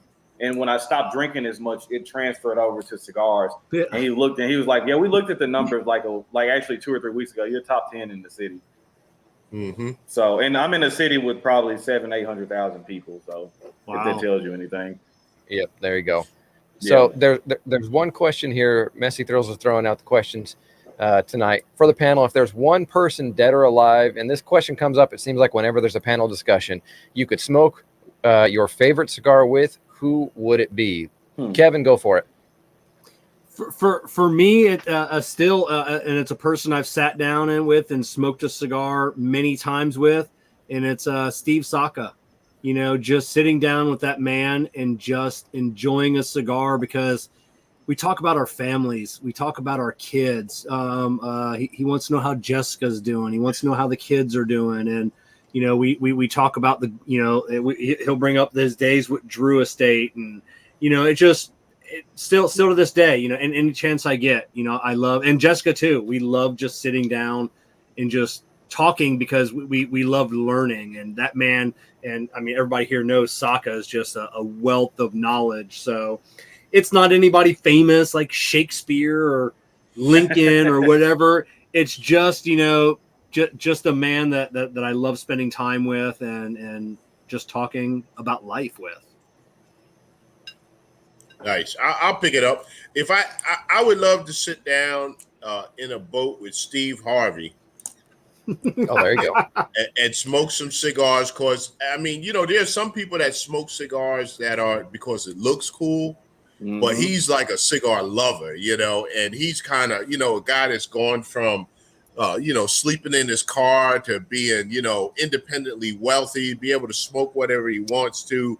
Just, he's done a lot of things. He would just be a cool guy to sit down and spend the day with, just smoking cigars and talking. Why a boat though? You said a boat. Because he fishes as well. So okay. I didn't know he was a big fisherman. Oh yeah, so we do a little fishing and smoking, and because then Steve can't run away. Yeah, that's what I'm thinking. Like I said, he's like, I'm gonna be about 30 miles out. So I'm like, he's got me. Yep. For me, I'm going to take it back to an old Christian theologian, Charles Spurgeon. I would love to have been able to have a cigar with Charles Spurgeon, because he used to say that tonight before bed, I will smoke this cigar to the glory of God. And I just think, me being a Christian myself, I just think it would have been really cool to sit down with Spurgeon and enjoy a cigar. I thought you were going to say Jesus, and I'm like, oh, he's going to screw all of us and go with Jesus. I'm like, damn it. Nice. Oh man, I'll I go think ahead for me, and go. probably like I probably go ahead, Adam. You can go first. It's all good. Well, I was gonna say too. Probably, I don't know. And I would probably pick my granddad. Probably he never smoked cigars. He smoked the other kind of stuff. But I probably would want to jump on a cigar with him because he passed when I was 10 or 11, and I learned a lot from him in the 10 or 11 years I was with him. But I would just use that as a chance because I would want to get like a Churchill or something that's going to take a couple hours to smoke and be able to just try to riddle off questions and try to get as much as I could in that little bit of time. But he's probably one of the guys because he was just so laid back and, like you said, just a very knowledgeable person. And I think as I get older and think about more and more things that are going on in my life and talking to my mom, she's like, you're so much like my dad. It's just weird. And I don't know, like Lee knows I just gotten into fragrances and stuff recently too. And this is a very weird thing. So people that are listening will be able to remember this, but so Polo came out with a new cologne that I posted a picture of on Instagram called Polo Cologne Intense. Well, it's a flanker of the original Polo Green that came out in the late 70s. That was probably very popular for everybody's dad or granddad. Oh yeah, everybody wore that. Everybody wore that. Fahrenheit, and so I bought Polo Green. I like the fragrance. I don't love it for the fragrance itself, but I love it because every time I pull the cap off and smell it, it literally takes me back to my granddad. Like when I smell it, and so I would douse, and Lee knows I would douse myself in Polo Green and shit, pull up a Churchill cigar and sit on that front porch for about 2 hours. Man, I wear my granddad out with questions, man, and try to get as much as I could. I think that's the one person I want to have a cigar with in person. Nice. So my answer is probably going to sound, incredibly cliche. Immediately, my mind goes to athletes. I'm pretty big into sports, you could say. So the first one that came to mind is Michael Jordan. I know he smokes cigars, but I don't think I would even care about talking about cigars with him. It'd probably be a lot about sports-related topics, the culture, how it's changed, and what he thinks about it. So that's my answer. Nice. So I've got a cool story on Michael Jordan. So I was 1 inch from making the cover of Sports Illustrated magazine once. When I was a kid, Michael Jordan came to Sarasota here, played baseball. So we went up. There was a closed practice, but in the outfield there was a foot gap under the fence. And as kids, we all laid down and we were watching Michael Jordan play baseball. And there were some photographers there taking pictures. And like a month, I think that next month, Sports Illustrated came out of all these kids laying on the ground watching Michael Jordan, and like you could just like see like my arm, like I was sitting laying net, and I'm like I could have been on Sports Illustrated. So, but yeah, awesome. Michael Jordan also. I'm more of a Charles Barkley guy. I like Charles Barkley too. That'd be fun. Round the golf with him. Oh, round the golf and a cigar. Oh, I want to play. Yeah. It would have been fun with Babe Ruth also. If we're going athletes, I'd go Babe Ruth. Yeah. Athletes, I'd probably go Cam Newton. Cam Newton. Yeah, I love to smoke with Cam. He's a real smoker too. Now over the last like 6 months, like watching him and listening to him talk about cigars, hands down, Cam Newton. Dude, like me and Lee talk about that. Like, I hate the show because when I'm so drawn in for 15 minutes, and then when I'm like right there, I'm like, no, that's one of the shows that needs to be an hour long, and it's 15 minutes. And I'm just like, damn, I said the same thing. I'm like, how is this not like on Amazon? How is this not a show? I mean, with his money, the lighting, the sound, the set. I mean, it is. I'm entranced, and then it's like a good book. You get to the end, you're like, screw this, Why is there not, and why are there not more shows? And unbelievable. And what I like about the segment too is you could tell it doesn't feel very professional. It feels like the guest that he brings in is very thought out. These are people that he really likes, So the conversation is very organic and just natural. It doesn't feel like you're watching something that's like, damn, they forcing this shit. Like you could just tell, like they're just sitting there just talking. Super relaxed. Yeah. Well, and I mean, he's even on the cover of Cigar Aficionado, the latest one that came out. Yep, got it. That episode That's my Steve one Harvey celebrity was. I smoke with. Yeah, that's good. So, Smoking Lead Caesar says, I would love to smoke a few cigars with everyone on the panel, including other YouTube reviewers, all together in a circle around a bonfire and drinks. Hey, we were supposed to be doing it next month. Yes, sure I was. know. We were all supposed to be together next month, man. And then it got yanked. Yep. I can't imagine how many days Kevin cried for after that announcement. Oh, I sent Kevin a long. I like Kevin could do anything about it. I sent him a long message, just straight up. Just I didn't know who else to vent to, man. It was it definitely sucked. And then for me, what hurt the most was I gave up TPE and PCA. Because Jessica, we get very limited. I mean, we do have a lot of vacation time, but it's very limited vacation time when we can take it. And we had to make that choice. We were going to either do TPE or PCA. And I'm like, okay, so the barn smokers are back. We got the anniversary party.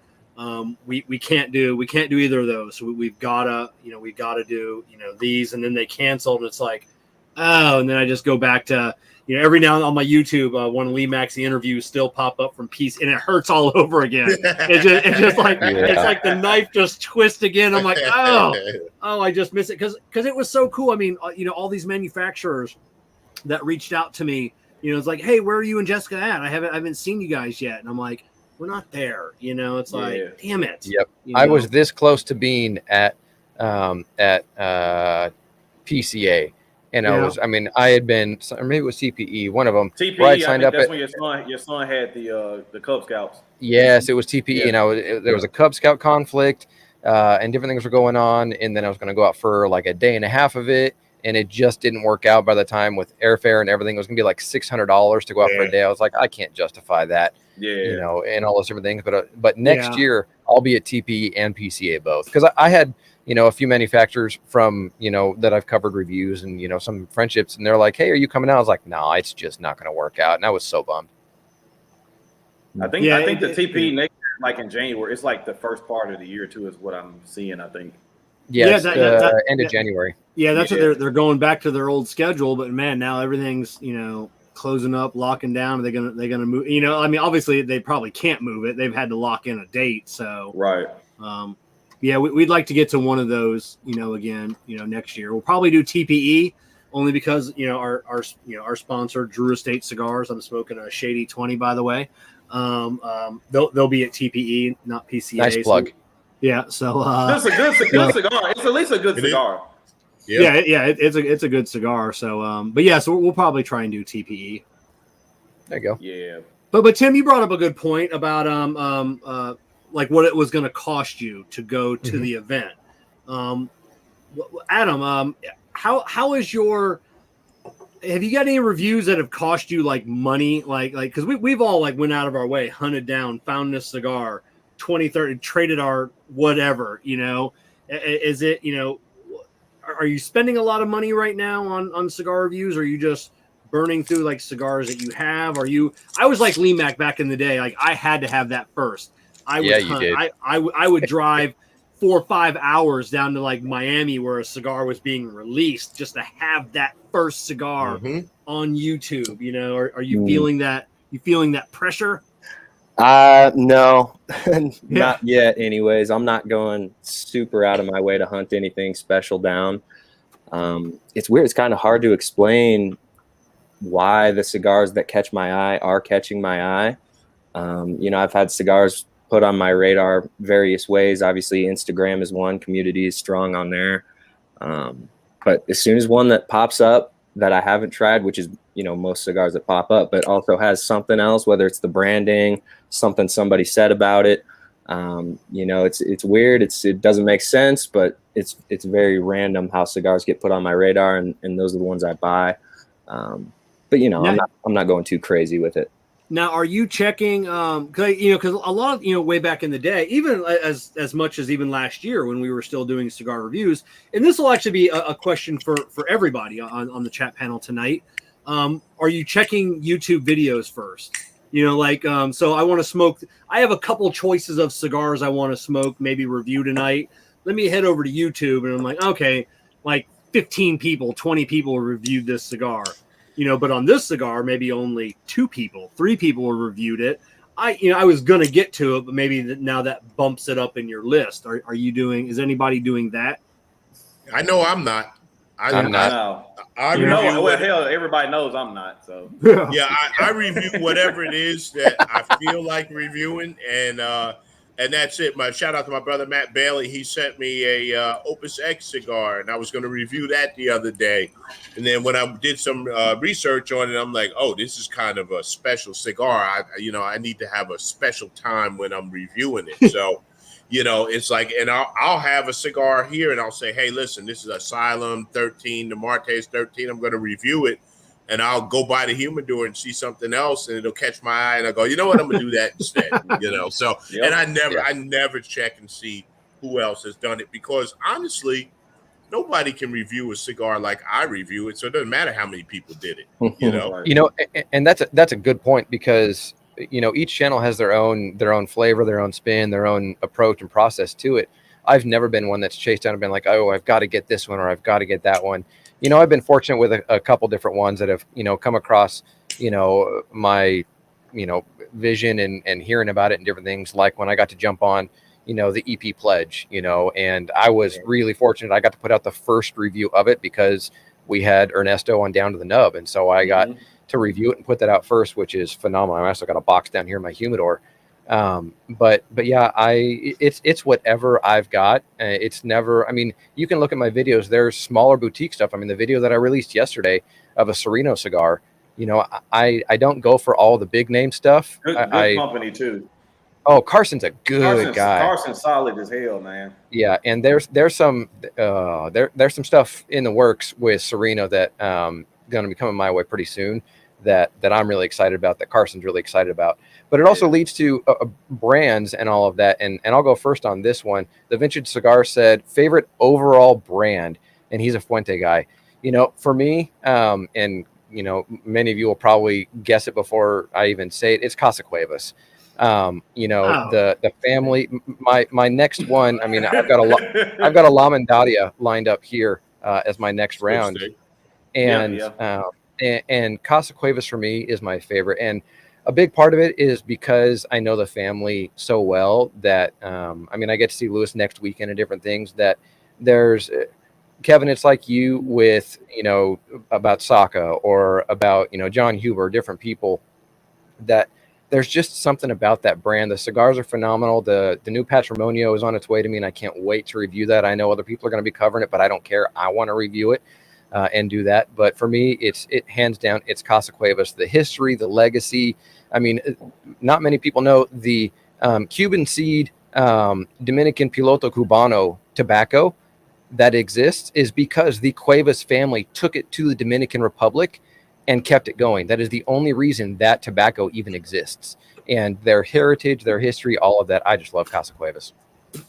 What about you, Adam? Is there a brand that you've become like passionate about?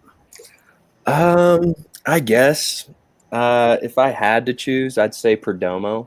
That's just one that I've had the most of, probably. It's been the biggest repeat brand for me. Because I'm still, like I said, jumping all over the place with what I'm smoking. But I've gone back to Perdomo quite often. That's actually what I have lined up for my second if I get there. The Habano, I haven't tried that yet. So I just haven't had a Perdomo cigar that's done me wrong at all, that I haven't had a pleasant experience with. So if I had to choose, Perdomo. Right on. Ron, what about you? Man, I think the easy answer for me would be probably I like a lot of Aganorsa stuff, even though I don't like all of their cigars. There's probably the company that probably resonates the most with my palate right now. But money aside, probably I get the most fulfillment. You know, if I could just have an endless supply of cigars and money wasn't involved, it'd probably be Padron. Probably those. Probably Padron and Aganorsa is what resonates with me the most. Okay. What about you, LeeMack? I mean, I figured Ron would say Padron. I didn't know what Tim would say, but I have no idea what's going to come out of your mouth, LeeMack. Casino Gold. Yeah, Black and Mild. And the reason why you don't know what's going to come out of my mouth is probably correct, because I don't have a favorite brand. I tend to do a lot of cherry picking. So I'm not a fanboy for any brand. I tend to pick the best out of it. Like, if you know, I like the Davidoff Yamasa. That doesn't mean that I'm all Davidoff is the great cigar. I like the H. Upman 175th. Probably hate everything else that they make. You know, there's some HVC stuff that I'm liking. I like some of the Aganorsa stuff. So it's just whatever hits me right, that's it. But there's no particular brand. Like Cuban cigars, I like that Ramon Alonez special selection, especially selected, whatever the hell it is. People tell me I say it wrong all the time. So, so if it's a good cigar, then I go and I buy a box. I like it. Like, let me just think. Well, Supreme Leaf was the last box that I bought. Ron and I split a box of that Crown Heads Mother Church. I like that cigar. That was a good one. Pete Chardo's just killing it right now. Yeah. I mean, Juarez, I like some of the stuff out of Pichardo is pretty good.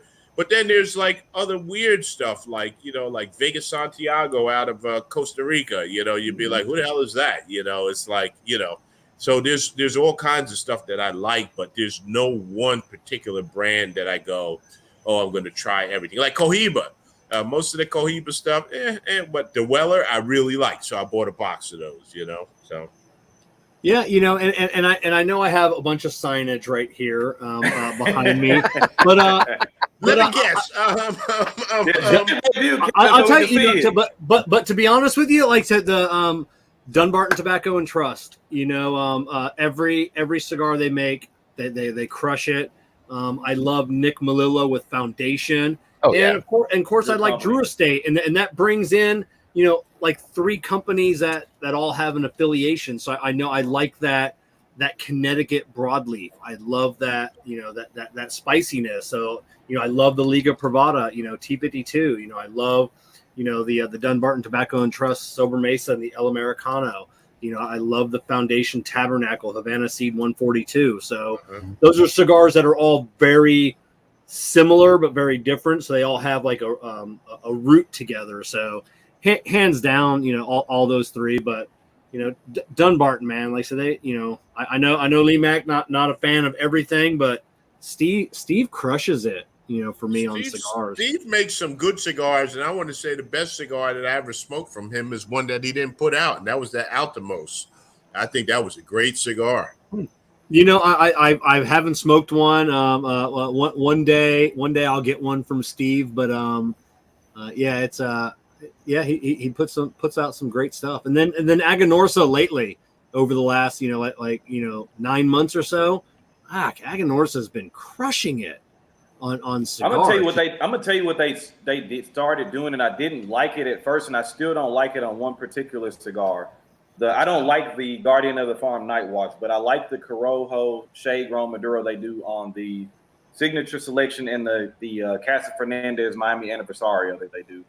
Just I don't know, man. Something about that the wrapper leaf. I guess the blends are. Well, I know they have Medio Tiempo in the Signature Selection. I don't know what the blend is in the Casa Fernandez, but for whatever reason, I don't like it in the Night Watch and the Garden of the Farm. But the other 2 cigars, it works for me.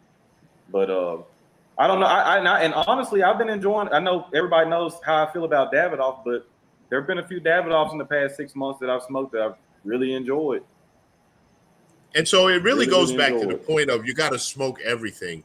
Yes. You got to try it, Adam. You can't go with. Somebody else says that this is a great cigar, therefore it's got to be a great cigar for me. It might not be. Like my man Holy Fook over there was talking about the Plasencia, the Cosecha 146. I bought one of those today. I've never smoked it, and I hear they're not going to make it, and they're coming out with something else. So if that's a cigar you like, you might need to go stock up on a few. Yeah, and they're doing the 149 now. Mm-hmm. a lot of cigar reviewers will get like in their niche, like they'll do a bunch of Connecticut's, or they'll do, you know, and you got to definitely expand your horizons. And I know for me, you know, it was really tough for me when I was starting to review, because I tended to stay in my lane. I liked what I liked, and I didn't veer out. And so one thing that helped me out was Jessica, and she blind reviews. So I did blind reviews for a long time. The rule was, no matter what she gave me that night, I had to smoke it. So she took the band off, I cut it, lit it. And some of these cigars, they were jet black. They look scary. Now I look at them like, that's just so dumb. You know, she smokes you under the table. You know, and then but she would, you know, I was forced to smoke it, and then it's like, oh my God, you know, what an amazing cigar, this jet black Maduro cigar. I never thought it could be so sweet. And the spice was there. And then like halfway through, she'd give me the band. I'd print off some info, and then I'd come back on and tell people about the cigar. And that opened up a whole world of cigars to me, you know, just, a good tobacconist once told me, you know, like with food, we eat with our eyes before we eat with our mouth. We look at the presentation, we look at, and then we decide whether we're going to like it or not. Same with cigars. We smoke with our eyes first. You know, these jet black cigars, or these cigars that are kind of ugly, Connecticut broadleaves, generally aren't the prettiest cigars out there. And then we smoke them, and it's like, oh my God, what an amazing cigar. Well, I'll tell you something. Ron, I'm gonna cut you for a second. I'm gonna tell you something that I learned from you, Ron, and I tell people this all the time. When you go into the shop and you buy what you like and what your eyes are telling you like, pick up something that you think you might not like. And that's a way that you can expand your palate. So if you challenge yourself, you say, hey, listen, I'm smoking all of these light, creamy looking cigars. Let me pick up that jet black cigar that Kevin was talking about. Yeah. Let me see what that is, you know, and it may be exactly like you expect. Maybe you don't like it, but at least you can say you tried it and you had the experience. Yep. Go ahead, Ron. Now, and Adam, what I was going to say too, I was going to mention to you a while ago, but I was going to say in your reviewing journey, Keelan's in the chat too. He's a reviewer. Your honesty is going to be very important. And I'm saying that to say this. Whenever you give an opinion on a cigar, if it's authentic and it's honest and it's truly you, it's fine. So you're going to get people, and I'm telling you're going to get people that are going to get in the comment section, and you might swear by a Perdomo 20th anniversary. Let's say that's the cigar. The rest of us may say that the cigar is trash, but you may like it. So you need to be able to stand on that and say, that's great. If you've noticed, all of us agree on some things and we disagree on a lot of cigars, but we all still hold true. Me and Lee disagree on a lot of stuff. I'd like this cigar and I'll smoke it. I'm like, I don't see what you see. And vice versa. There might be one I smoke and he'll be like, Ron, I know you like it, man, but I smoked it. I don't like this. This ain't that good to me. And it's like Mil Diaz. We just talked about that yesterday. I love that cigar. I love that cigar. I was on the phone in the car smoking it, and he'll tell you, I took that first draw. I was like, man, this cigar's so damn good. And he's like, man, I don't understand the hype behind it, man. that cigar, you know, John had sent Jessica and I some cigar, and I don't know if they were pre-release. What that cigar kicked my You said it was ass. strong. Yeah, and that then, was and so funny. And then it was like a year later, like a year later was just a couple of months ago. Vic, the High Desert Man, he's like, bro, you got to try that cigar again. And I've tried it a couple times since, and I'm like, man, like I said, this cigar, it's mellowed. You know, that was like production I bought at a store. And so, you know, and I loved it. So, you know, they say, you know, I am a firm believer, and I really am. And I don't know how everybody else feeling is. If I smoke a cigar once and it sucked, I don't go back to it, period. Life is too short to smoke bad cigars. But that cigar, you know, really, you know, smoke it again. Definitely smoke it. You know, at least give it one more shot. Adam, have you had a cigar yet that was bad and you've gone back to it and it was bad again or good again? So yeah, I've had the reverse happen. It was the Stallone Habano. Yeah. And my first time smoking that, I was shocked. I ordered another 5-pack right away. I loved it so much. Went back to it, and maybe it was just the expectations were a little too high, or I got a dud that was actually good and the rest of them are bad. I don't know what it was, but I didn't. I've been there. I've been there. Like, you smoke it and like, oh my god, it's the greatest cigar ever. So Yeah. I buy a 5-pack or a box, and you're like, what the fuck is this? This is garbage. Yeah. You and Adam, you have to really play into a role, and this is very, very important, and a lot of people don't realize it. Cigars are like music, are like food. A lot of that shit is mood dependent. Oh yeah. You could, like today, you might smoke a cigar and it's phenomenal. Then you might be tired as hell in 3 or 4 days and smoke it again, and you're not into the smoke at all. It might not be a good experience for you. It's kind of keep all that in there. Yeah, it is. 100% way. So like, I definitely understand the desire to be agreed with, right? Like, how could you not like this song? The song's incredible. Like, what? Like, what's your problem? But you know, it's just we're all different, and especially when it comes to your palate. Hey, and listen, I have smoked that Mil Diaz, and people say, "Oh, you got to smoke this size. You got to smoke that size." I listen to people smoking it, and they are generally having a great time with that cigar. Oh, it's so complex. It's this, that, and I smoke it, and I go, I just don't. And what Ron will say, I say about that cigar is not that I don't like it. It's just that I don't get it.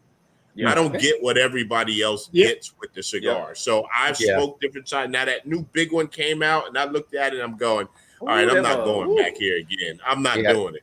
Yeah, I'm still the same with the Sin Compromiso Dunbarton. I don't get it. That's like one of the few cigars I thoroughly enjoy.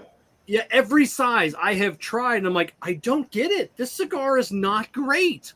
Why is everybody raving about this? I'm going to tell you why. Because that is a Steve Saka cigar that's blended for Steve Saka's palate. Yeah, and that is. You know, when we come to cigar blending, a lot of times I'll be like, this ain't really for me. And the Sin Compromiso, I get why it's expensive or whatever, but I get why you say you don't like it. Yeah. Now, Kevin, did you like the Unstolen Valor? I did like the Unstolen Valor. It was a good cigar. He had nothing to do with that cigar. Yeah, you know, it's still, you know, it's not my favorite. You know, it's not, you know, I bought like, I think 2 boxes of the 6-pack or whatever. And I still go back to the Naka Tamale. You know, that's still my favorite. That was a phenomenal one. Yeah. Yep. You know, that's still my favorite. The Unsold, it was good. The U-boat was good, you know, but all of those higher end, like Saka, those $18, $20 cigars, I really don't go back to them. I stick with what I like on his regular blends. You know, I smoke the new stuff when it comes out to try it, but I like the old stuff. I was an Umbagog man all day long from $8 to $10. When that shit jumped up to like 12, I'm like, I'm out. Yeah. Oh, see, it's not that expensive I like this cigar at $8 or $9. At $8 or $9, it's a great cigar. At $12, that cigar is still like that. Down here, that cigar is still like $7, $8. Yeah, here too. Yeah. California, nothing $7-8 except cigars you don't want to smoke. But I did try the Opus X. That's the only cigar I reviewed 3 times. I hated it all 3 times. Unbelievably, let me give you a high five on that. You know, Kevin, 2 words: Power Ranger.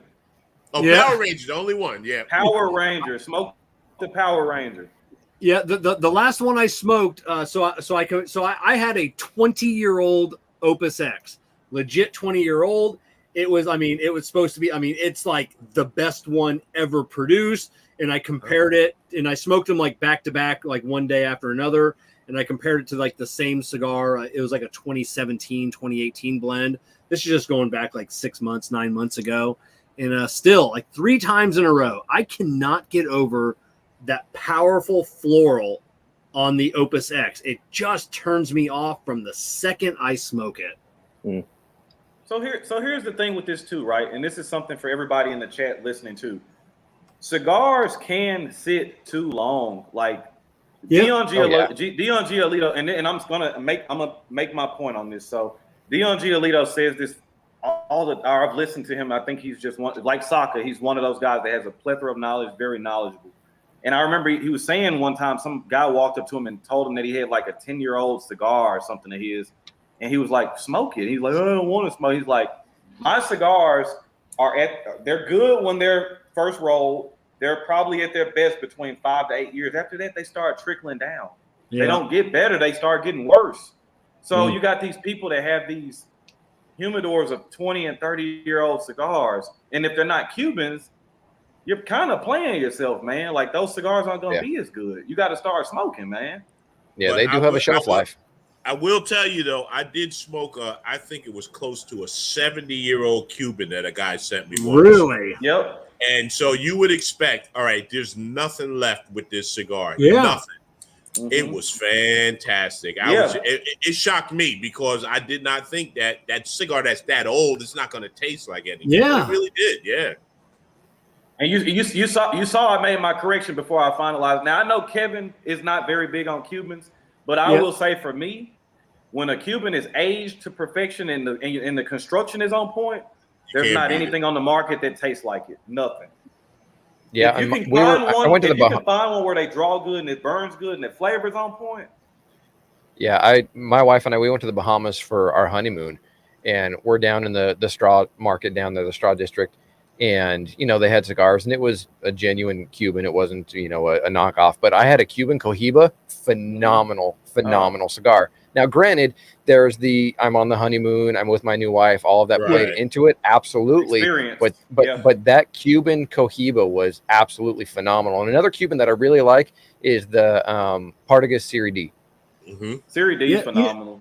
But you go back to Ron, it's like when you get one that draws good, when you get one that burns good, when you get one that has good age, and it's like, well, why the hell do I gotta have all? I go buy like a $10 Dunbarton. I know I'm gonna have a good cigar. You can't argue that.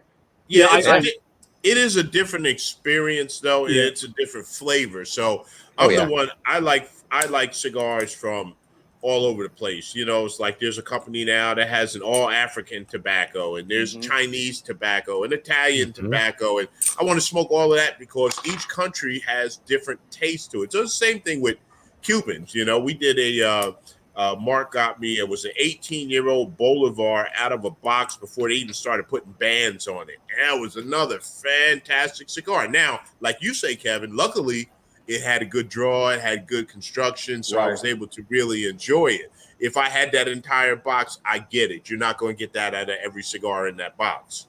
Yeah, now to I might be in the minority on this. No, go ahead. Go ahead, Kev. No, I was going to say I might be in the minority on this too, but it's just in my experience, right? In the 6.5 years I've been smoking, almost 7 years, it's just I think that if you can find places to buy samplers to smoke them to see if that's something you're going to be in, cool. But I honestly think you get far more benefit from buying boxes of Cubans. That's just one of the things I just think it's just kind of it's a gamble, right? It's just kind of like Lee mentioned in a video the other day about people liking the thrill of the hunt. If you are going to step into Cubans, now what I will say is you don't have to go buy the $700 or $800 box of Siglo 6s or Bahique 52s. Go find you can find Partagas Serie D boxes for $100, $150. You can find boxes of those.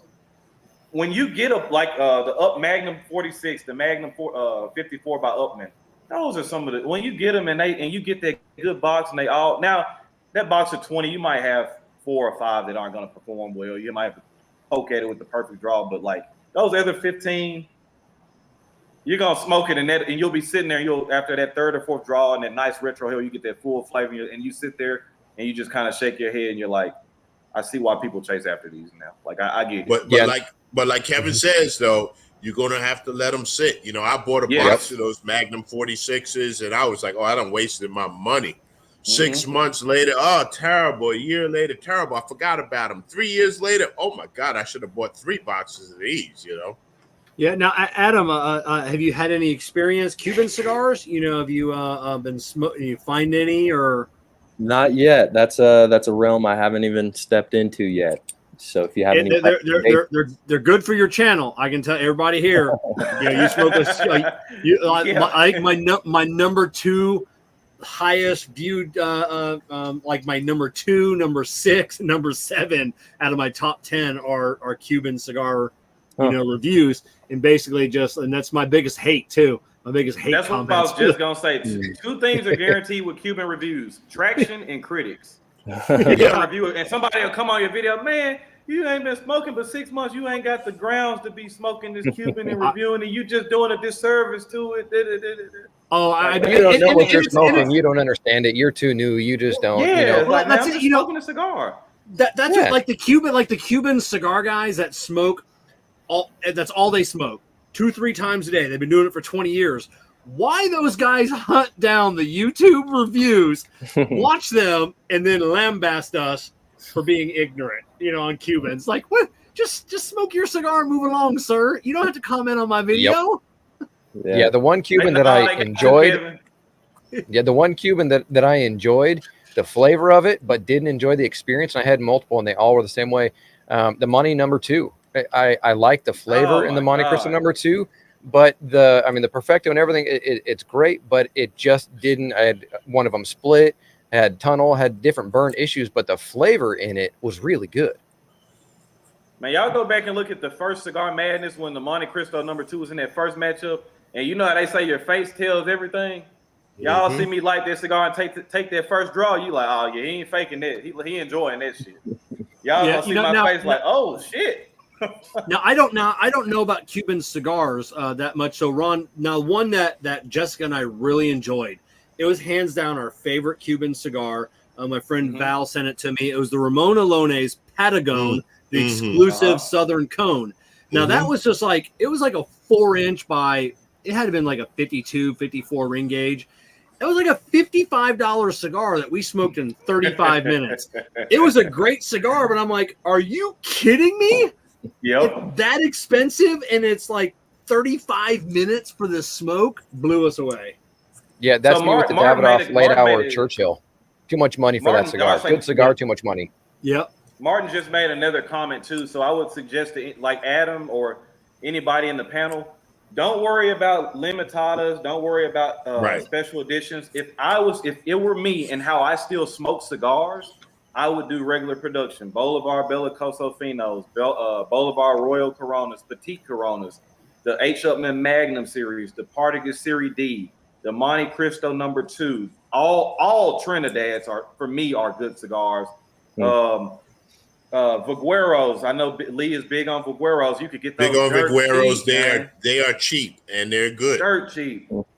So you can smoke Cuban cigars under $10 a cigar, but this is another thing. As a viewer, as a content creator, you have to read, get knowledgeable, and do your research. Nothing worse than seeing a person complaining about something. You talk to them and they don't have any knowledge about it. It's like you ain't even doing your homework and you're complaining. Yeah. Just do your research. It's not hard. Well, where about Cubans at? Man, you got an app on your phone that Google that'll take you anywhere you need to go in seconds. Yeah. You're asking me this question on some kind of device that will give you that fucking answer. Right. Yeah, it's very easy to get the answer. Smarter than me, trust me. Like, well, and there are so many that reviewers that don't even do their own homework for it. And they don't put in the time. What's the blend? What's this? Like, if you notice when I'm referring to the blend, I'll pull it from the manufacturer's website or whatever. But I mean, the video I released yesterday, because there were 2 different blends with that Sereno Heritage Taino and 2 different comments on it. And so I popped up the little, pop-up thing that says taken from Half Wheel, because there are so many reviewers that have wrong information or that just don't take the time to even get the information. I'm smoking this. I don't know what's in it, and we'll just see how it goes. Like, I don't know. Who's going to watch that? How are you helping anybody? I don't know anything about the cigar. Yep. Yeah. Adam, I was gonna say you're a part of a community that can point you in the right direction to make sure that you get the authentic products. You're gonna get what you pay for, whatever. So that's stuff that's off screen, but again, people say, well, tell me where to buy Cubans from. Well, no, I don't tell you, but I'll tell my patrons, or I'll tell you, Adam, and people here. So we all have our sources, and whatever. And man, the funniest thing is, so I did a review on the Bahique, and I had a guy come on and said, Habanos would never put such an ugly wrapper on the cigar. That's obviously fake. And I said, well, okay, that is fine. But, I know this came out of a box from a reputable source, the largest probably seller of Habanos overseas, and I know it came from his box. And so I know that this is a legit cigar, but so I'm not going to argue with you. It is what it is. But now what you don't know is the backstory on the cigar. And it spent six months in the mail. And when I picked up the box from my driveway and picked it up and turned it over, it was water pouring out of the box. And, the cigars were still sealed or whatever. So, you're always going to get those experts who tell you that you don't know what you're talking about. Don't argue with fools, Yeah, now Adam, a question that you were having issues there at the beginning, so I kind of want to go all the way back because we kind of touched on it a little bit about like new cigar reviewers and being honest where they want to go, where they want to be in like the cigar world. What are your aspirations? Like, let's fast forward 2 years from now. And I'm not talking about numbers. I'm not talking about anything else. Like, what do you have aspirations of being like a blender like Ron Real that wants to be, or what are your aspirations in your channel? Sure. It's a good question. I don't really know at this point. I'm not. You know what? I respect that answer. That's an honest answer. That is an honest answer. Yeah, that's a great answer. Yeah, and I'm just enjoying cigars and lighting one up. And to be completely honest, what we were just talking about, I'm guilty of making reviews without doing my homework. I just want to smoke and talk about it. And Don't do it again. Yeah, it's definitely important when you do it that way to, tell whoever's watching the video that, hey, this is just my opinion on this cigar. Maybe I'm not doing a whole lot for you, and I'll admit my reviews aren't all that informative, right? But yours are your own style, though, so own that. Be proud of your style and be able to take pride in your style, because that's why you're growing. I mean, let's face it, 6 months ago, really, nobody had heard of you, and you're climbing up relatively quickly. It's like I told you on Instagram a couple weeks ago, I expect in the next 6 months, you may be passing me up. And you know what? Kudos to you for that. Yeah. So like I was saying, at this point, I'm not, I'm trying not to read into the subscriber. Of course, I appreciate anyone that stops by and is willing to subscribe or leave a comment or just watch. I definitely appreciate that. But I'm just at a point in my life where it's just a hobby for me, and I'm just trying to enjoy the hobby. I'm trying to be upfront and honest about that too. I'm just really enjoying cigars, and I love turning the camera on and talking about the cigar at the same time. So it's just a fun hobby. And it's just that for now, and of course, down the line, there's a lot of cool fantasies, right? I would love to be a blender someday. That would be crazy, but I have no idea what all that entails, or even a cigar lounge owner. I don't even want to start thinking about how much that's going to cost and what all is going to go into that. That's insane. So I'm at a point in my life where I'm still trying to figure my career out. I'm still trying to figure I got a lot of life decisions going on. So I very much enjoy the hobby, but it's not the highest thing on my priority list. So, I do value being honest, and I do value giving back to the community. Like I said before, the community is a huge part of the reason that I'm still doing the videos. So, I'm just enjoying it. Relaxed style. So I gotta bring up a comment here from Stogie Meditation. He say, for the videos I watch, I don't care to know the blend. I can find that out on my own. I just want to be entertained. And I did a video on that. It was called For Entertainment Purposes Only. Yep. It was actually the title was I Smell Bullshit. That's what it was. But but there are a lot of people that just want to be entertained. And it's like, hey, listen, if you want to be entertained and you find somebody that's entertaining, you watch them. We all watch videos for different things. Like one guy who doesn't do videos anymore, hasn't done them in a while. Ron, what's the guy who did those cinematic videos that we used to do? Mr. Lancero was Mr. Lancero. Oh man, great production quality. I don't know if I ever watched him for cigar information, but it was just watching it was just a beautiful video. And I like that. And when he first started, I said, this is going to be hard to keep up because this is a lot of work. Anybody that has put together videos knows that this is a lot of work. But should cigar, I'm gonna throw a question out there, should cigar reviews be for entertainment or information, or a combination of both? I'm gonna go a combination of both. I said everybody can't do both, Kevin. So I was gonna say, to me, the great channels are able to entertain and educate you. Then you have the people that are either entertaining or the people that are just educational. Some people are just educational and real boring. They got great information. I'll say his name because Tim Rollins. There's no entertainment factor in his channel, and anybody that watches him will know that I'm not taking a shot at him. It's just the fact. Yeah. There's no entertainment. There's just it's all educational. But then you'll have somebody more along the lines of, and I'm not taking a dig at him either. More along the lines of like, should I smoke this? His minute-long reviews. They're just kind of to give you a quick interpretation of the cigar, but he throws in little clips and things like that, and it makes it kind of fun to watch. Oh, I can't wait to watch the next minute-long video. So, but your great channels, your LeeMax, your Cigar Obsession, Puro, these people can entertain you and they're educational at the same time. So that's why I said the really great ones are, and that's what I would say, Adam, depending on whatever your goals are, try to strive to be entertaining and educational. I think you'll find a better realm of supporters when you're able to do a little bit of both.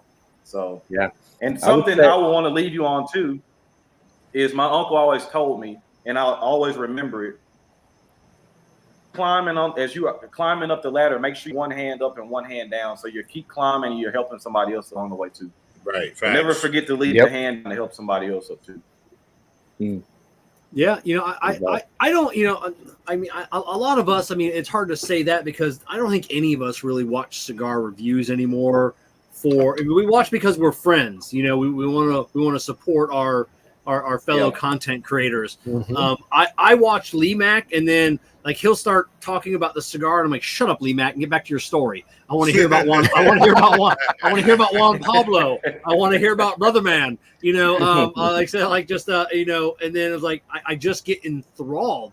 And at the end of every single LeeMack video, I can tell you, honestly, I have no idea what he smoked. No idea. Don't have a clue. If he even smoked a cigar or not. I know he's always smoking a cigar. Was it a review? But I'm entertained and I love it, and I get enthralled like a good book because LeeMack is such a great storyteller. Ron, you're so descriptive on what you're talking about on the cigar. Was on that, and I love your new stuff because I'm a storyteller guy. I love a good story. I love history. I love biographies. So even when you're talking, your latest videos, when it's just talking about life, I love that because I love a good story. And I'm the type of person that wants to know more about the person behind who it is on camera. Ron, I know about you. I know about your family, your children. Same with LeeMack, Tim. I know about your kids, the Boy Scouts. I know about your family. There are other cigar reviewers that you don't know. You talked about Tim, with the cigar reviews. You don't know anything about his family. You don't know anything about does he have kids? I mean, I do because I interviewed him on our show. But watching his reviews, so it makes it a little harder for me to connect with somebody when I don't know a little bit of personal information about them. I've got to be able to connect. Like having the a football team in the background or having a picture of this, and it's like I can feel a little bit of connection, with that. So that's what I watch videos for. I'll tell you who else was really, really good with education. And he doesn't put out video, and Lee knows what I'm talking about. The Dr. Joe show. Oh yeah, I loved his video. That dude was incredible. That dude was incredible. I still watch his. I watched some of the videos he put out 20 to 30 times because the content is just good, man. The content, you can tell. It's very easy to tell that he was passionate about the cigars and just, Yeah, and for me, it's there's a balance between I want to be educated about a cigar, but I want to know that person's personality and what makes them up and their style with how they deliver it. I don't like all the jokes. I don't like the comedy hour. I don't like that. And there's channels that people enjoy for that, and that's great because they enjoy it. But for me, I want to get to know like what is the personality and what are they like, and that's what I that's what I gear mine towards. Is you learn a little bit about my personality and a little quirkiness. I mean, shoot, yesterday my video I sneezed and did a fun little graphic and things like that on camera, and I was going to edit it, and frankly, I just didn't feel like it, so I just let it roll. But I try to be a little the personable side while still giving you the facts about it, because that is what I think my viewers want to know. What is the fact about a cigar? What are my flavor notes? What is my experience with it? And so there's a combination of both for me, but it's more about the education with a little bit of getting to know the person. Yeah, I don't like the morning zoo, type of cigar review. Like you're just waiting for the little horn honk, to come in the background. I don't like that. That's just for me, that's off-putting. Kevin, I will say that my favorite reviews that you have done, and I've said this to you, is when Jessica is on there. Oh yeah, I mean, listen, it's just like I'm married, I have a wife, and so Kevin will be doing his Kevin better thing. than mine. Yeah. She's got the superior palate in the house, and listen, I say that all the time.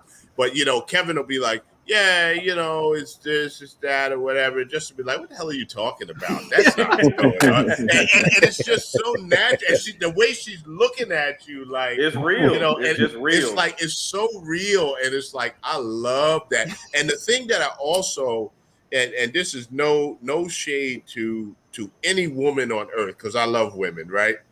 But Jessica, when she's there, you could tell she's a real cigar smoker. Mm-hmm. And you'll find other channels where they will have a husband or wife or whatever, and then it'll be like you said, the zoo hour or this giggling. What the hell is so funny? Like this is like when my wife and I sit around, we talk and we laugh and we'll poke at each other, but it's not that morning zoo type of thing. It's a real relationship. So like somebody said earlier, hey, listen, I want to see the relationships. Like Ron, when he was doing cigar reviews, and Quincy comes out there and he stops and he's like, well, yeah, look, I'm going to put SpongeBob on after I finish this or whatever. Like, yeah, right. Like if you ever had kids, that's real life. And you can understand that. Same thing when I'm out here, my granddaughter comes out and I'm like, look, I'm in the middle of a review. And she's like, yeah, okay. So I have a chair that's over here. And she's like, okay, well, let me pull out my chair. And I was saying, yeah, but there's a lot of smoke out here, and that's not good for kids. Yeah, okay, well, I'm coming. So you that's a part of real life, and that's just life, and that's one of the reasons why I talk about the ups and the downs in my life, right? I talk about when things are going good. I talk about some of the things when they're going bad, because some people will really want to key in when everything is going bad. When they're going bad, you can hear from people. When you're going good, people don't want to give you the praise or whatever. But I will tell you, because a lot of times you think it's only you. And like Ron, that's the good thing about your new lifestyle videos. It's like, hey, you know what? Some days I'm having a day. And sometimes I feel like this. And that's real life. And sometimes when you share that with somebody else, like I'll tell you a story. We had the Army had a big problem with soldiers committing suicide. So every year we would have this suicide awareness training, right? So we had a guy that came in, and he was like one of only like 7 people that jumped off the Golden Gate Bridge and survived. And so they said there's a thing called the suicide pact. So as he was walking up the bridge, he made up his mind, I'm gonna jump off the bridge and kill myself. He said if one person had said to him, how are you doing? Are you okay? Is everything all right? That he wasn't going to do it. So, when you start hearing those things, that's like real life. So when I'm talking to somebody on the screen and I'm going, look, things don't always go good. Sometimes they go bad, but in the middle of the bad, you still got to have a great day, because I've been there. I know what it's like. I know how you feel. I might not have had an experience as bad as yours, but I had something that maybe you can relate to. And if you could look at me and go, just dude in his garage, old dude smoking a cigar, and he could do it, you know what? Maybe I could do it too. Yep. I ain't mean to get heavy on y'all, but no, it happened. And Lee, I was gonna say the 2 words that resonate the most with me on your channel is hush, dog. Yep. Well, hey, I know we could go on and on and on and on. We've been on this for over 2 hours already, and it's gone by so quick. But for everybody that's watching, this is why I wanted to have a community night. And you know, it's not about any one person that's on this screen. It's about the community. And when I asked every single person on this panel, "Hey, this is what I want to do. You know, what's your take on it?" Everybody said, "Absolutely, I'm in. I'm down." Because I think all of you, I'm at the point, even though my channel is young, respective, you know, compared to a lot of other ones. I'm at the point now where, you know, I want to be pointing out the up and comers, like what you said, Ron, you know, one hand going up, one hand down below you, so you can help bring people up.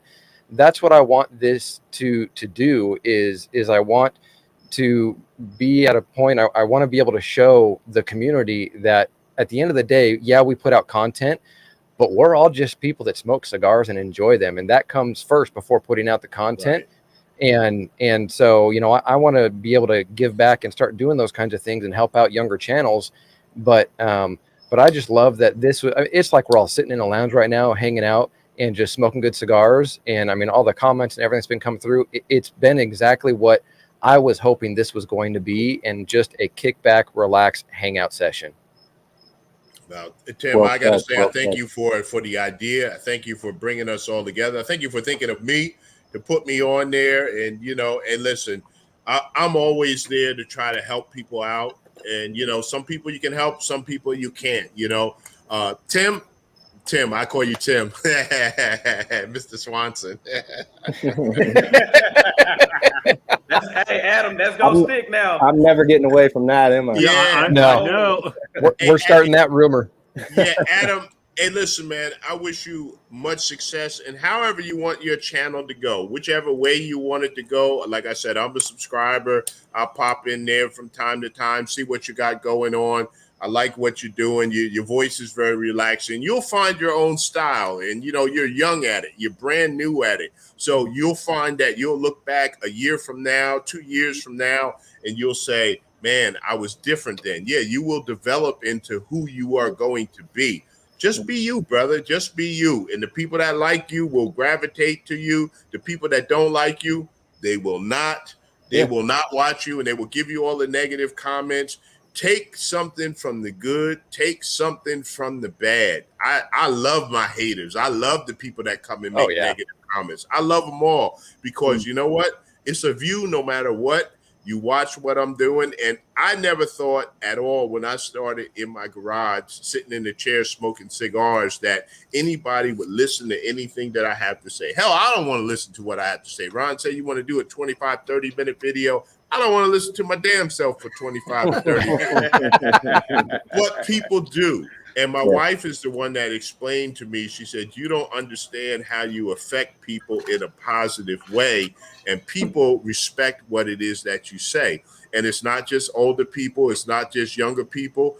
It's all kinds of folks. My grandson called me the other day. And he's like, look, Fossa, I'm going to school. It's the first day of school. I don't have my list. It's over at my grandmother's house, blah, blah, blah, blah, blah, blah. I said, all right, listen, let me tell you what to do. And I gave him some advice. You know what made me feel better than anything about that conversation is that he trusted me enough to call me and say, what should I do? Yep. That's it. I can see LeeMack's advice. You're going to find the biggest kid in your class and you're going to knock him out. Yeah, no. So I definitely want to thank Cigar Show Tim for having me on. You know, you could have chosen anybody. You could have picked the top 5 cigar reviewers per Ron Reel's list on his video he made. Here it comes. I didn't make that. So I appreciate that at least one person considers me important enough to give his opinion. I got to go back and watch that video. Now, that was gold. That was hilarious. My God. And just to all of the new people just that want to create a channel, same LeeMack, just be yourself.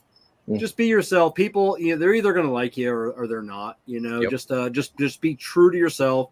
Do it for the passion, and whether you're successful or not, as long as you're doing it because you love it, you're already successful. Yeah. Yep. And if you decide, like Ron, you say, you know what, I'm not going to do this like this anymore, or you know what, I need a break from it. You know what, when Ron said, you know what, I'm taking a break from cigar reviews, the people who watch him and really fucks with him, they said, oh, we got you. No problem. Oh, yeah. When you come back, if you don't come back, whatever, we're still in your corner. So, you know, don't let it drive you crazy at all. Yep. So as we wrap this up, let's face it, we all create content. We all have our little shticks. We have all have our little things that we say. Let's all go around and wrap this up. Adam, if you've got a shtick, how do you close it out for you? I don't really have a shtick, but I do want to say thank you, of course, Tim, for inviting me on, showing some love to the new guy. And thank all you guys, man. I've watched all your stuff, big fan, and it's an honor to be right here in the room with you. So thank you guys. I have a lot to learn from all of you, so appreciate it. And we'll see you guys next time, man. Cool. All right, Ron. I was looking at the comment, man. Adam, I just want to speak to you personally and just say, man, just try to keep your head clear. Try to stay happy in whatever you do, and if you aren't happy, your peace and your happiness should not be compromised for anybody. Just always remember that no matter if it's cigar reviews or whatever you're doing, if you're not happy, if you're not at peace, back away and find it at any cost.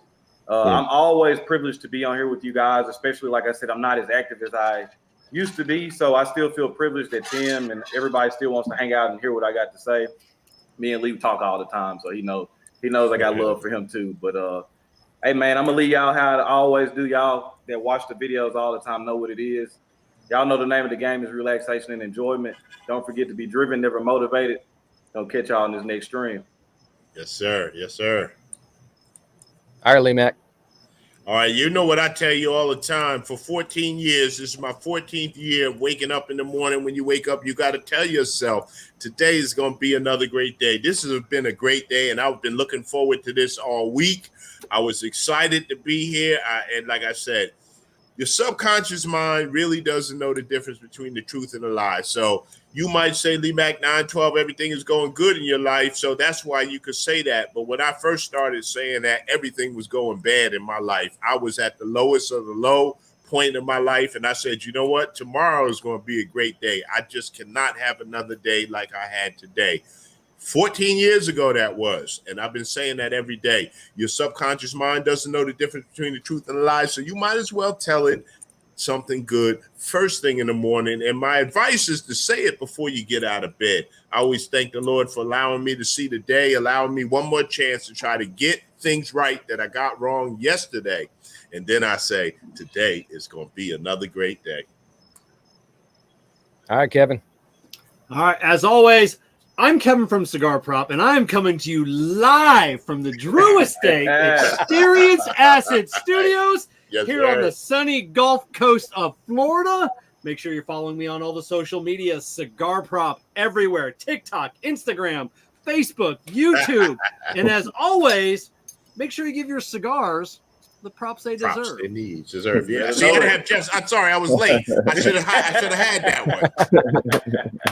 There you go. Well, I want to thank all of you for joining in on this. My goal actually is to do more of these in the future and bring on different content creators to just show that it's a whole community. It's not just the five of us here.